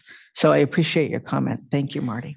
I really appreciate that too. And I would just add one little element more, which is we saw how much contaminated soil gets generated in California. And I tell you, very few people and almost none of these consultants who manage that contaminated soil understand the contained in rule or the mixture rule or any of that stuff.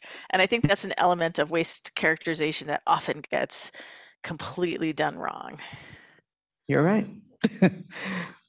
Yeah, and hopefully with this unit being formed up again and that expertise being built up, and then giving that training internally and externally to more people, that knowledge will come through. Thank you. Thank you.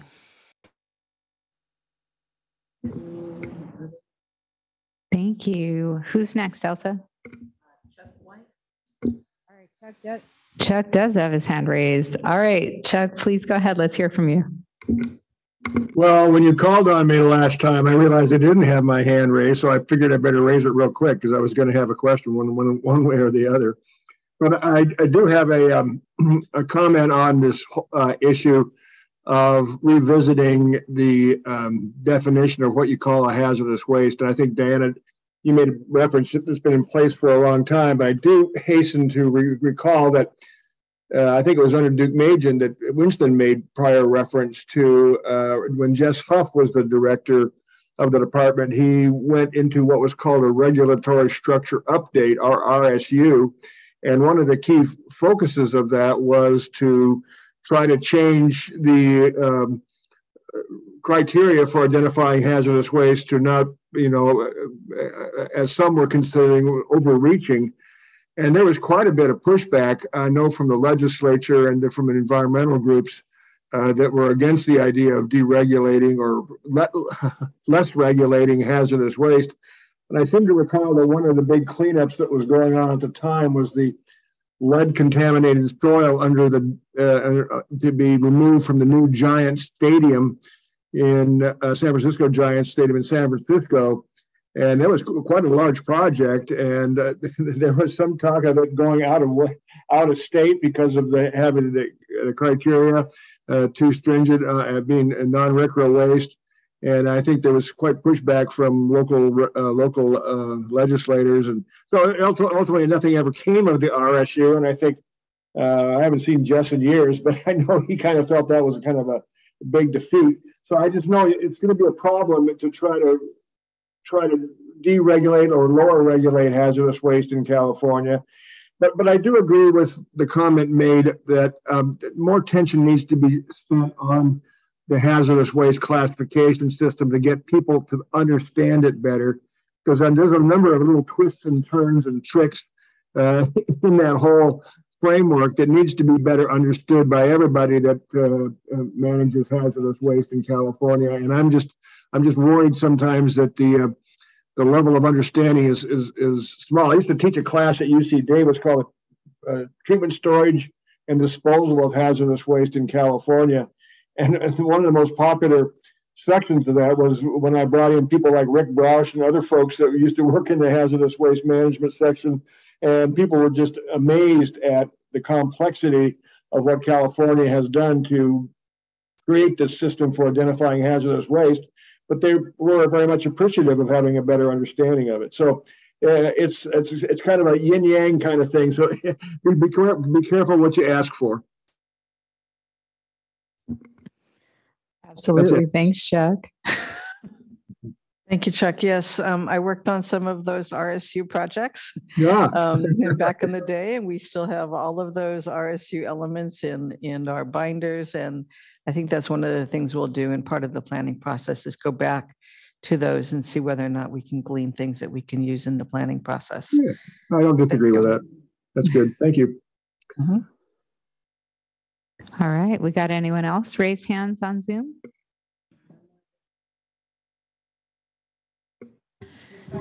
Okay, Selena, copy.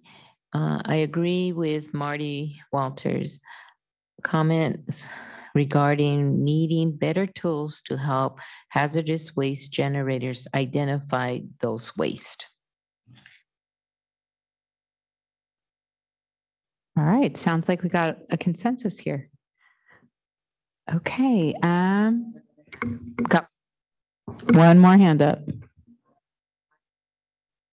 Please go ahead, Michael. Yeah, hi, Michael Kent here again. Question, excuse me.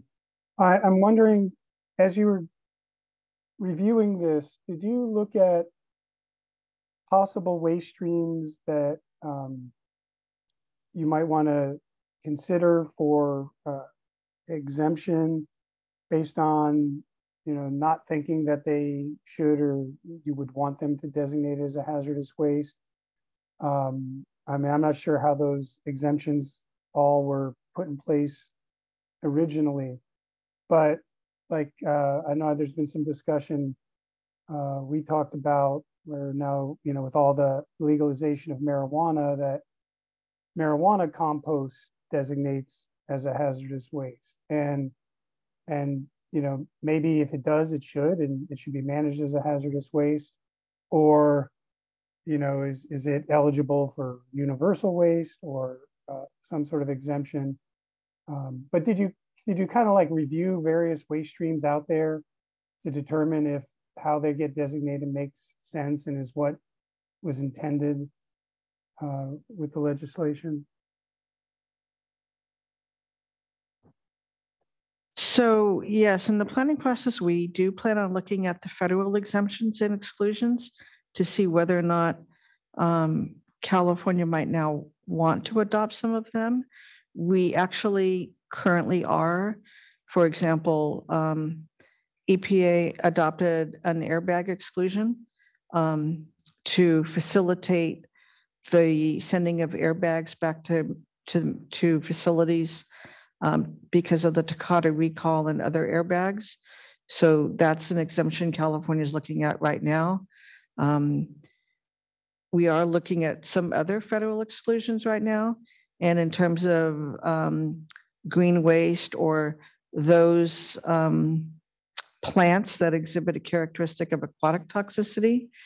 We're currently in the process of determining whether or not we will adopt an exclusion or an exemption to exempt those wastes from hazardous waste criteria. Yes, we are. Thank you. Thanks for the question, Mike or Michael. Do we have any other hands raised or anything in the Q&A? No, none. Okay, then I will invite Ryan Dominguez to take us home with section 9, conclusion and future work.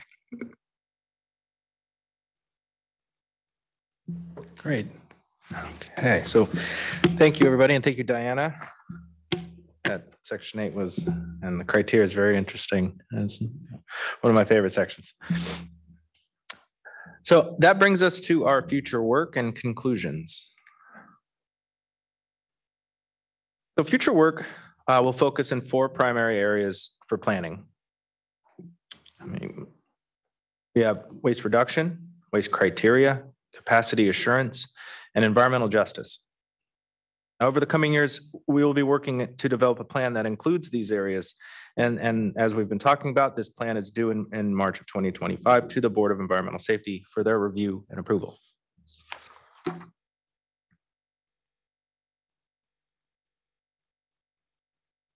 The central consideration when working through future work is environmental justice, as it can help inform how we best support impacted communities.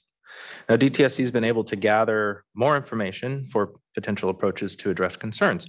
And for example, in 2017, there were multiple workshops held related to the management of contaminated soil. And DTSC can use and utilize the dialogue from those efforts to help inform decision-making related to management of that type of waste.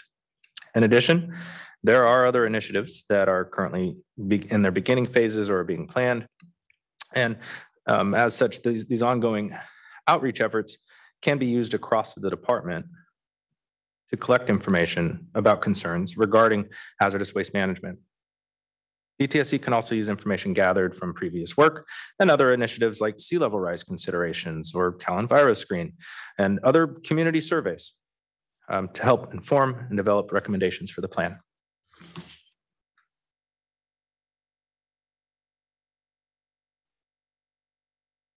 The complexity of the waste identification system exemplifies why the hazardous waste reporting and planning is a stepwise process and iterative. DTSC will take the time required to complete this evaluation, and it is anticipated to take a while, as Diana pointed out. Now, recommendations for the waste criteria evaluation will be split between 2 main categories based upon the statutory requirements of 25-135. We have how hazardous wastes are managed and how hazardous wastes are identified. The evaluation will include determination if current management methods and or criteria should be updated to reflect advances in science, technology, or analytical methods, and if additional constituents or traits should be considered for identification criteria.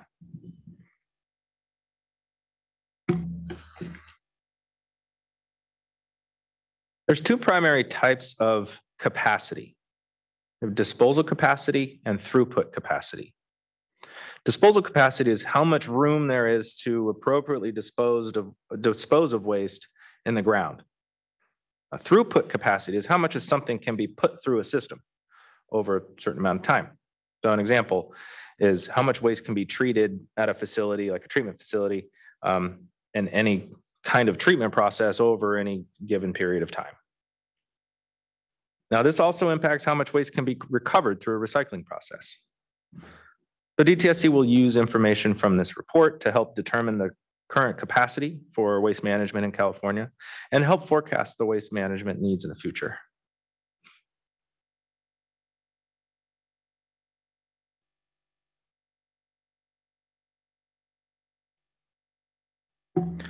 Before I touch on reduction real quick, the ability to manage waste effectively depends on the capacity and accessibility to the type of facilities that are needed in order to do that. That also ties into this reduction. Now, Our waste generation data indicate that overall hazardous waste generation has decreased since at least 2000. In an effort to inform future waste reduction priorities, DTSC will conduct research to understand the causes of this decrease. Now, once the causes are understood, a targeted and intentional approach to continued waste reduction could be taken that is focused on specific industry sectors or waste streams rather than establishing just a general reduction goal. A targeted approach may result in more direct positive impacts for environmental justice communities. Now, it will be important to consider more efficient and sustainable strategies for managing waste, such as on-site treatment, on and off-site recycling, pollution prevention, safer alternative products, and encouraging a more robust circular economy in California. There's a lot of tools that will need to be applied in a waste reduction strategy. It's not just one or two. Now, while DTSC is not currently resourced to implement a waste reduction program, the department will provide recommendations regarding development of a program and strategies for waste reduction.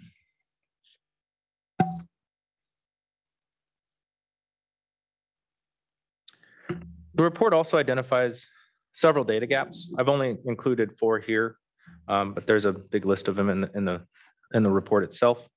And the report focuses, as we've talked about throughout this presentation, the report focuses on the management facilities, but not so much on generators. We provide information about the waste that's generated, but not a whole lot of evaluation of the generators themselves. So generators are facilities like metal platers, Jiffy Lubes, a person removing asbestos from a house during a remodel, and many others. They exist in our spaces, and we need to understand how these facilities impact us in our spaces.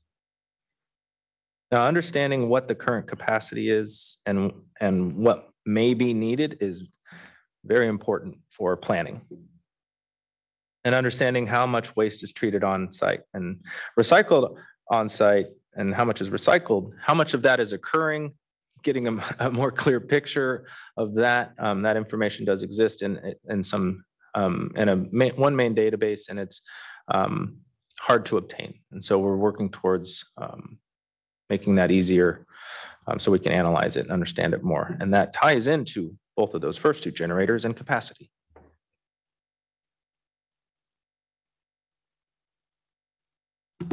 There's also several questions that were identified and should be considered in preparation for the hazardous waste management plan. Now, these include, can some types of non-RCRA contaminated soil safely be disposed of in non-hazardous waste landfills in California? Landfill design has changed and construction has changed, and over time, it's likely become more protective. Now, what are the drivers of the waste reduction that's been seen over time, and which waste streams should be targeted for treatment and reduction to help nurture those reductions that are already occurring? We need to work towards a better understanding of the opportunities for reduction in the different waste streams.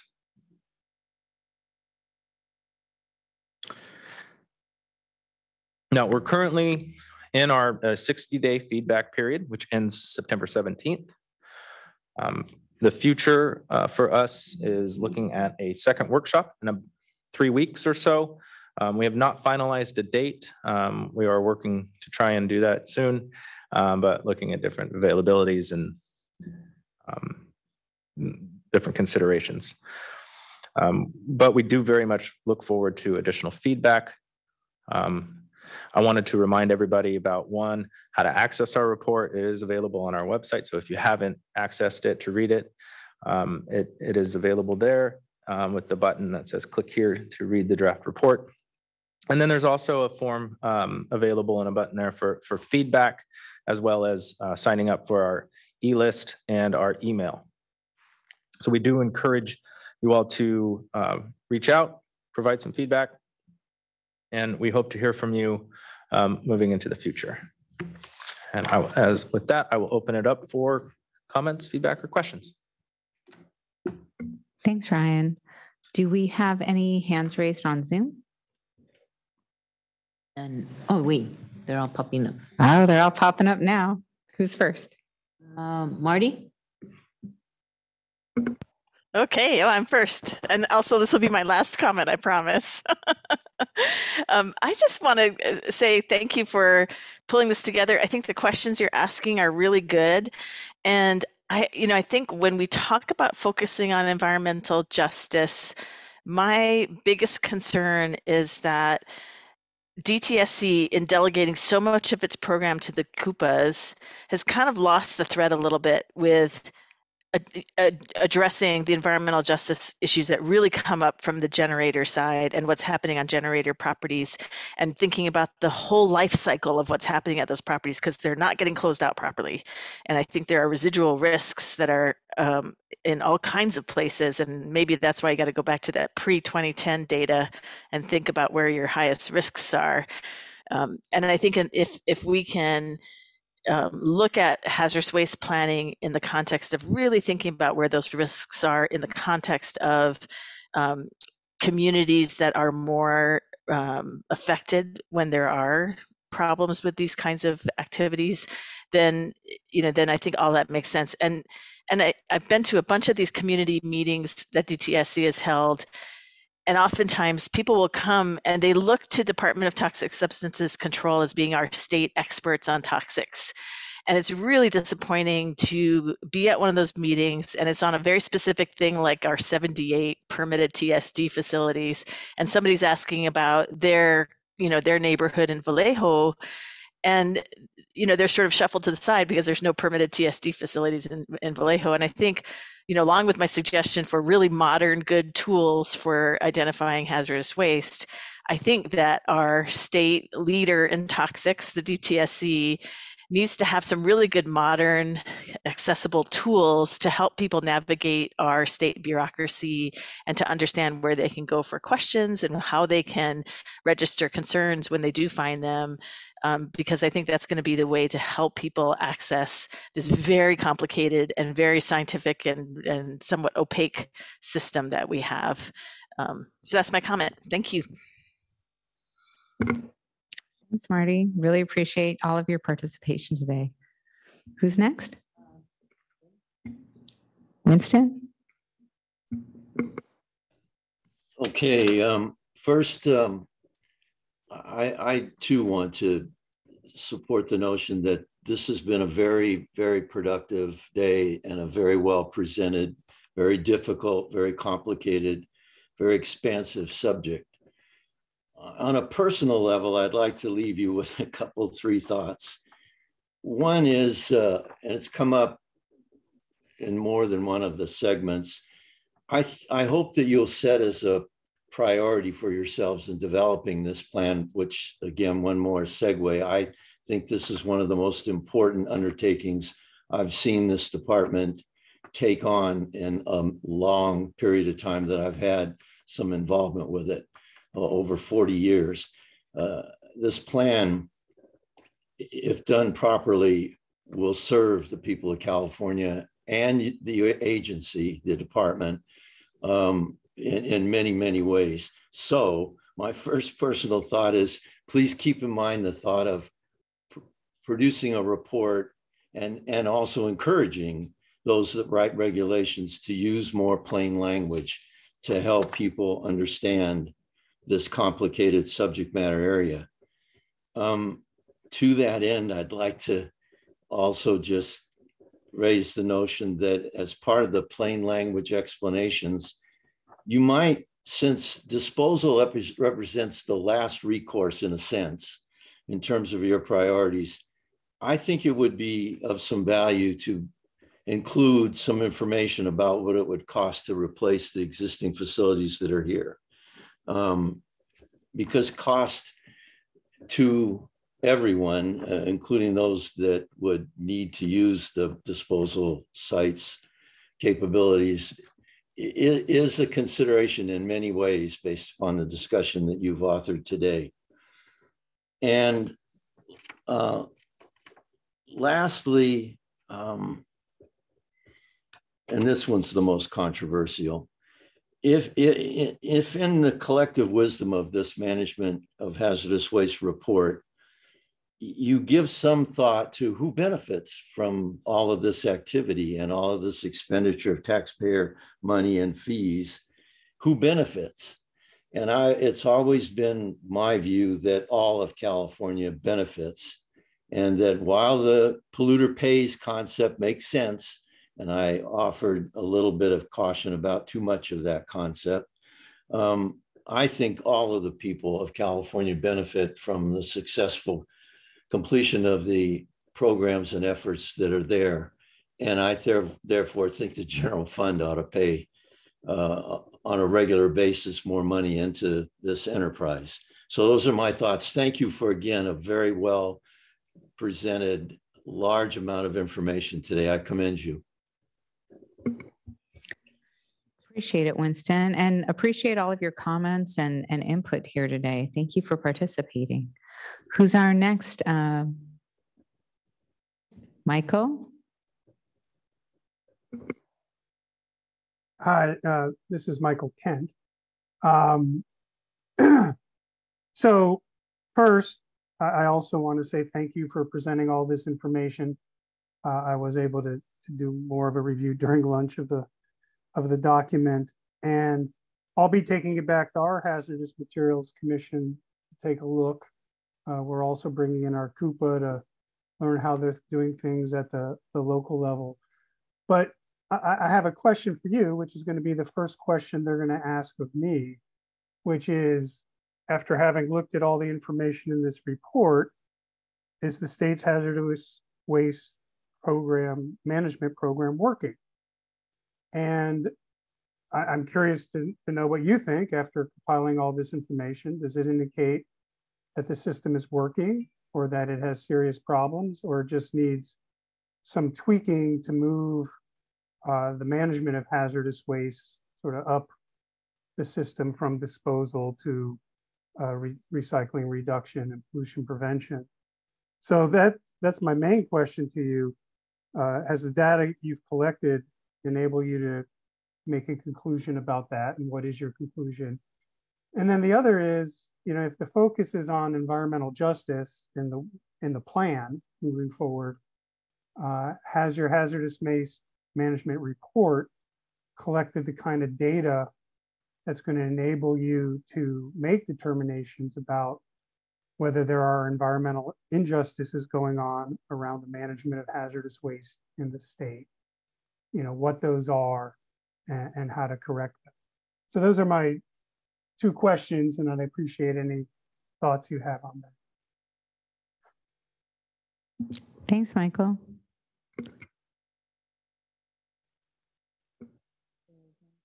Anyone on the panel want to address them? Yeah, thanks, Michael, for that question. It's a good one. I think we need to give some more thought to as we digest these data and findings as well. I think generally, the system works. The question for us is it working is it optimized and working as well as it needs to, and staying current and modern with our times? And that's why we're here, to ask ourselves those questions. We heard some great input earlier today about emerging contaminants. And, Diana talked about some federal exclusions that we're looking at now, just to name a couple things that are top of mind for me. So yeah, great question. And we'll continue to consider that as we go forward. Thanks, Katie. And thanks for all of your participation today, Michael. Really appreciate you being here. Do we have any other hands raised? Oh, Chuck. All right. Thanks. This is Chuck again. This will be my last time, I'm sure. But today, I look forward to your next workshop. This has been very helpful, very informative. When Winston was making reference to plain English, I remember when I first started working for one of the water boards a long time ago, one of the board members wanted to impose a plain English index on every written document that came out from the State Water Resource Control Board. And it didn't last long, because we got all bollocksed up on what is exactly plain English and how does that work and I'm not sure how that would work on explaining the hazardous waste regulations and and statutes, but it's not a bad concept to keep in the back of your mind is how you can put in a plain English. The last question I have for you is, are you going to present these slides? I don't think they're available yet on your website or your webpage, but I assume that you're going to be putting them up there at some point in time, and if so, when? Yes, we'll be getting them up on the website. We have to go through the accessibility check. Yeah, and it takes a bit of time. We've got quite a lot of slides. Yeah. And Chuck, as a communications professional, what plain English means is that someone can understand your message the first time they hear it. Well, good luck with that. Thank you. That's what we strive for. And Chuck, you should have read the Q&A. I asked about the slides. All right. And thanks. I appreciate that comment especially. And it doesn't look like we have any other hands raised, but we've got a few comments in the Q&A box. So I'll ask Elsa to share those now.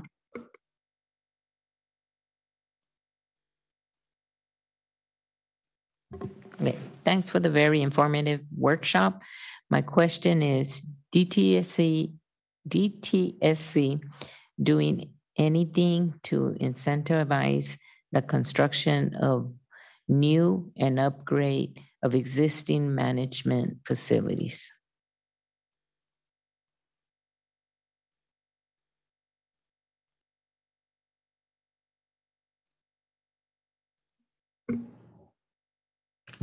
Yeah, no, great question.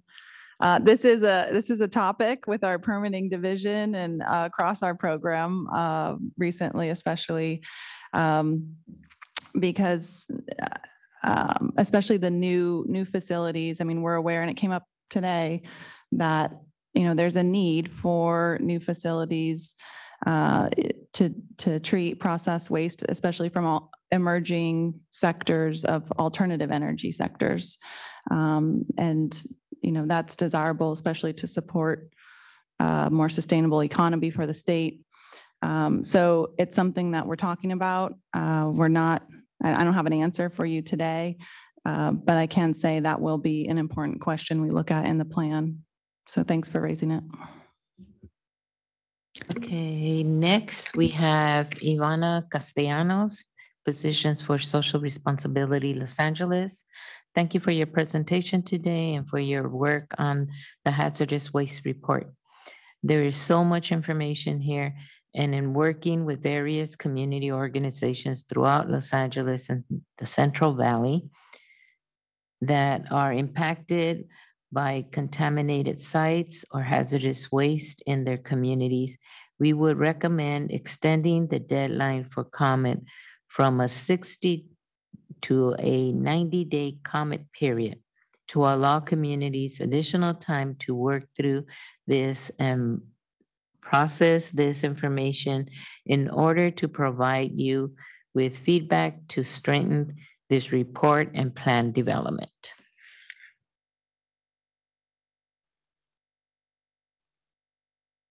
Ivana, thank you for the comment, and that will be a consideration. Just to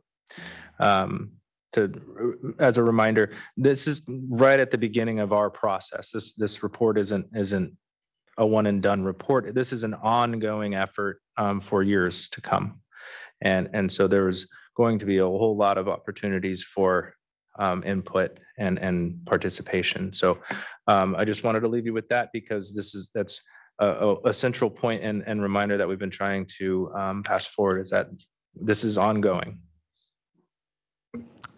Thanks, Ryan. Do we have any other comments or questions in the Q&A feature? None. Okay. I was going to say, Eric, it's your turn.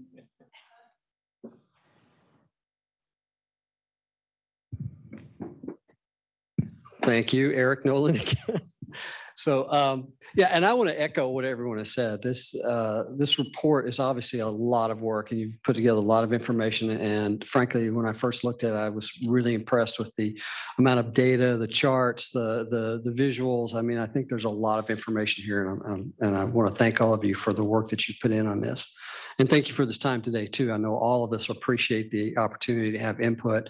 You've gotten some great input from some really bright people, right? So, and some really great folks in the community. So I think you've got a lot to go with that. A few things I wanted to add. I agree with the 4 points that you put at the end of your report. I would say maybe there are 2 others to add to that. One I've already mentioned today is education. I think that educating the public about hazardous waste and how the demand side affects the generation of hazardous waste, I think that would be a good thing. And I also appreciate what was commented about educating the regulated community on hazardous waste identification, because I can tell you, one time I had to put together a flow chart on deciding whether or not you classified a contaminated soil as hazardous waste based upon benzene. And that flow chart just for that one component was incredible. So it's, yeah, I understand it's very complex. So San Joaquin County, for example, puts on training for the regulated community. And they do it through another consulting firm in Sacramento, and they put on some great training, and it's really good stuff. And a lot of folks get a lot out of that. So I think that kind of education needs to continue. The second thing I would say I would like to see added to this, and I thought was kind of glaring that it's not in the report, is metrics, data, and recommendations around enforcement. Now, I know the Koopas are the primary, they do a lot of the enforcement action, but I would really like to see in this report what has happened over the same time frame, 2010, whatever, and look at how enforcement has changed and where the enforcement has taken place and what kind of fines and actions have occurred, any criminal charges, all that sort of thing. It'd be really interesting to see. And I think it's something that going forward, you need to continue. I mean, enforcement is going to be a key part of hazardous waste management. Regardless of how great people are, we're always going to need enforcement as part of that. So I would like to see that added. And then the last thing I'm concerned about is resources. I worry about you guys. You know, I know there's a lot of work to be done, and you guys do some tremendous work. And there's a lot in this report that I think is valuable and hopefully can drive towards a fantastic hazardous waste management plan moving forward. But do you have the resources to really execute on that plan and get the things done that need to get done? So I'm curious about how resources are going to be identified, defined, and funded and managed. So. Thank you, Eric. Thank you. Any comments? Yeah, I'll start, and I completely echo the education piece. When we were doing some background research for hazardous waste management planning across the U.S., we came across a report that US EPA had put together about hazardous waste management plans, and they identified a number of key things that they found common throughout these waste management plans in other states. Education was one of them, and so that is something. It's kind of buried within. It's included. We were considering it part of these 4, but yes, completely understand that, and that's not the first time that we've heard that comment. So we can. It seems to be one that we can also kind of spin out as its own little thing. And so that very well taken. Point very well taken. Thank you for that. And enforcement, agreed. Yes, it's a very important piece that needs to be considered as well. This first cut was a pure statutory. This is what the statute requires us to look at. This is what our resources allowed us to do with this first cut, and now it's identifying where do we need to go and fill gaps. Now, 2 resource concerns. We are trying to leverage other groups within the department. So we're working with a couple other units in our branch, as well as the lab. We'll be tapping permitting for some information, and we have been doing that throughout this process because we're 7 people total in the unit, and so we have to leverage other resources. Now, that being said, for future, there will be other times that we need to start looking at workload balancing and going through what resources or what are we not resourced for, and what might we need to make recommendations for. So that will be part of planning as well. All right, do we have any other questions, comments, go backs? No? Well, in that case, I will thank all of you for joining us here today. It's been a really valuable and productive conversation. Thank you to our unit and our deputy for the hazardous waste management program, for all of you joining us here today, supporting us. And we'll be having another workshop coming soon. And this is an ongoing process. So hopefully you'll stay connected and we'll continue to move forward in this together. Have a great day, everyone.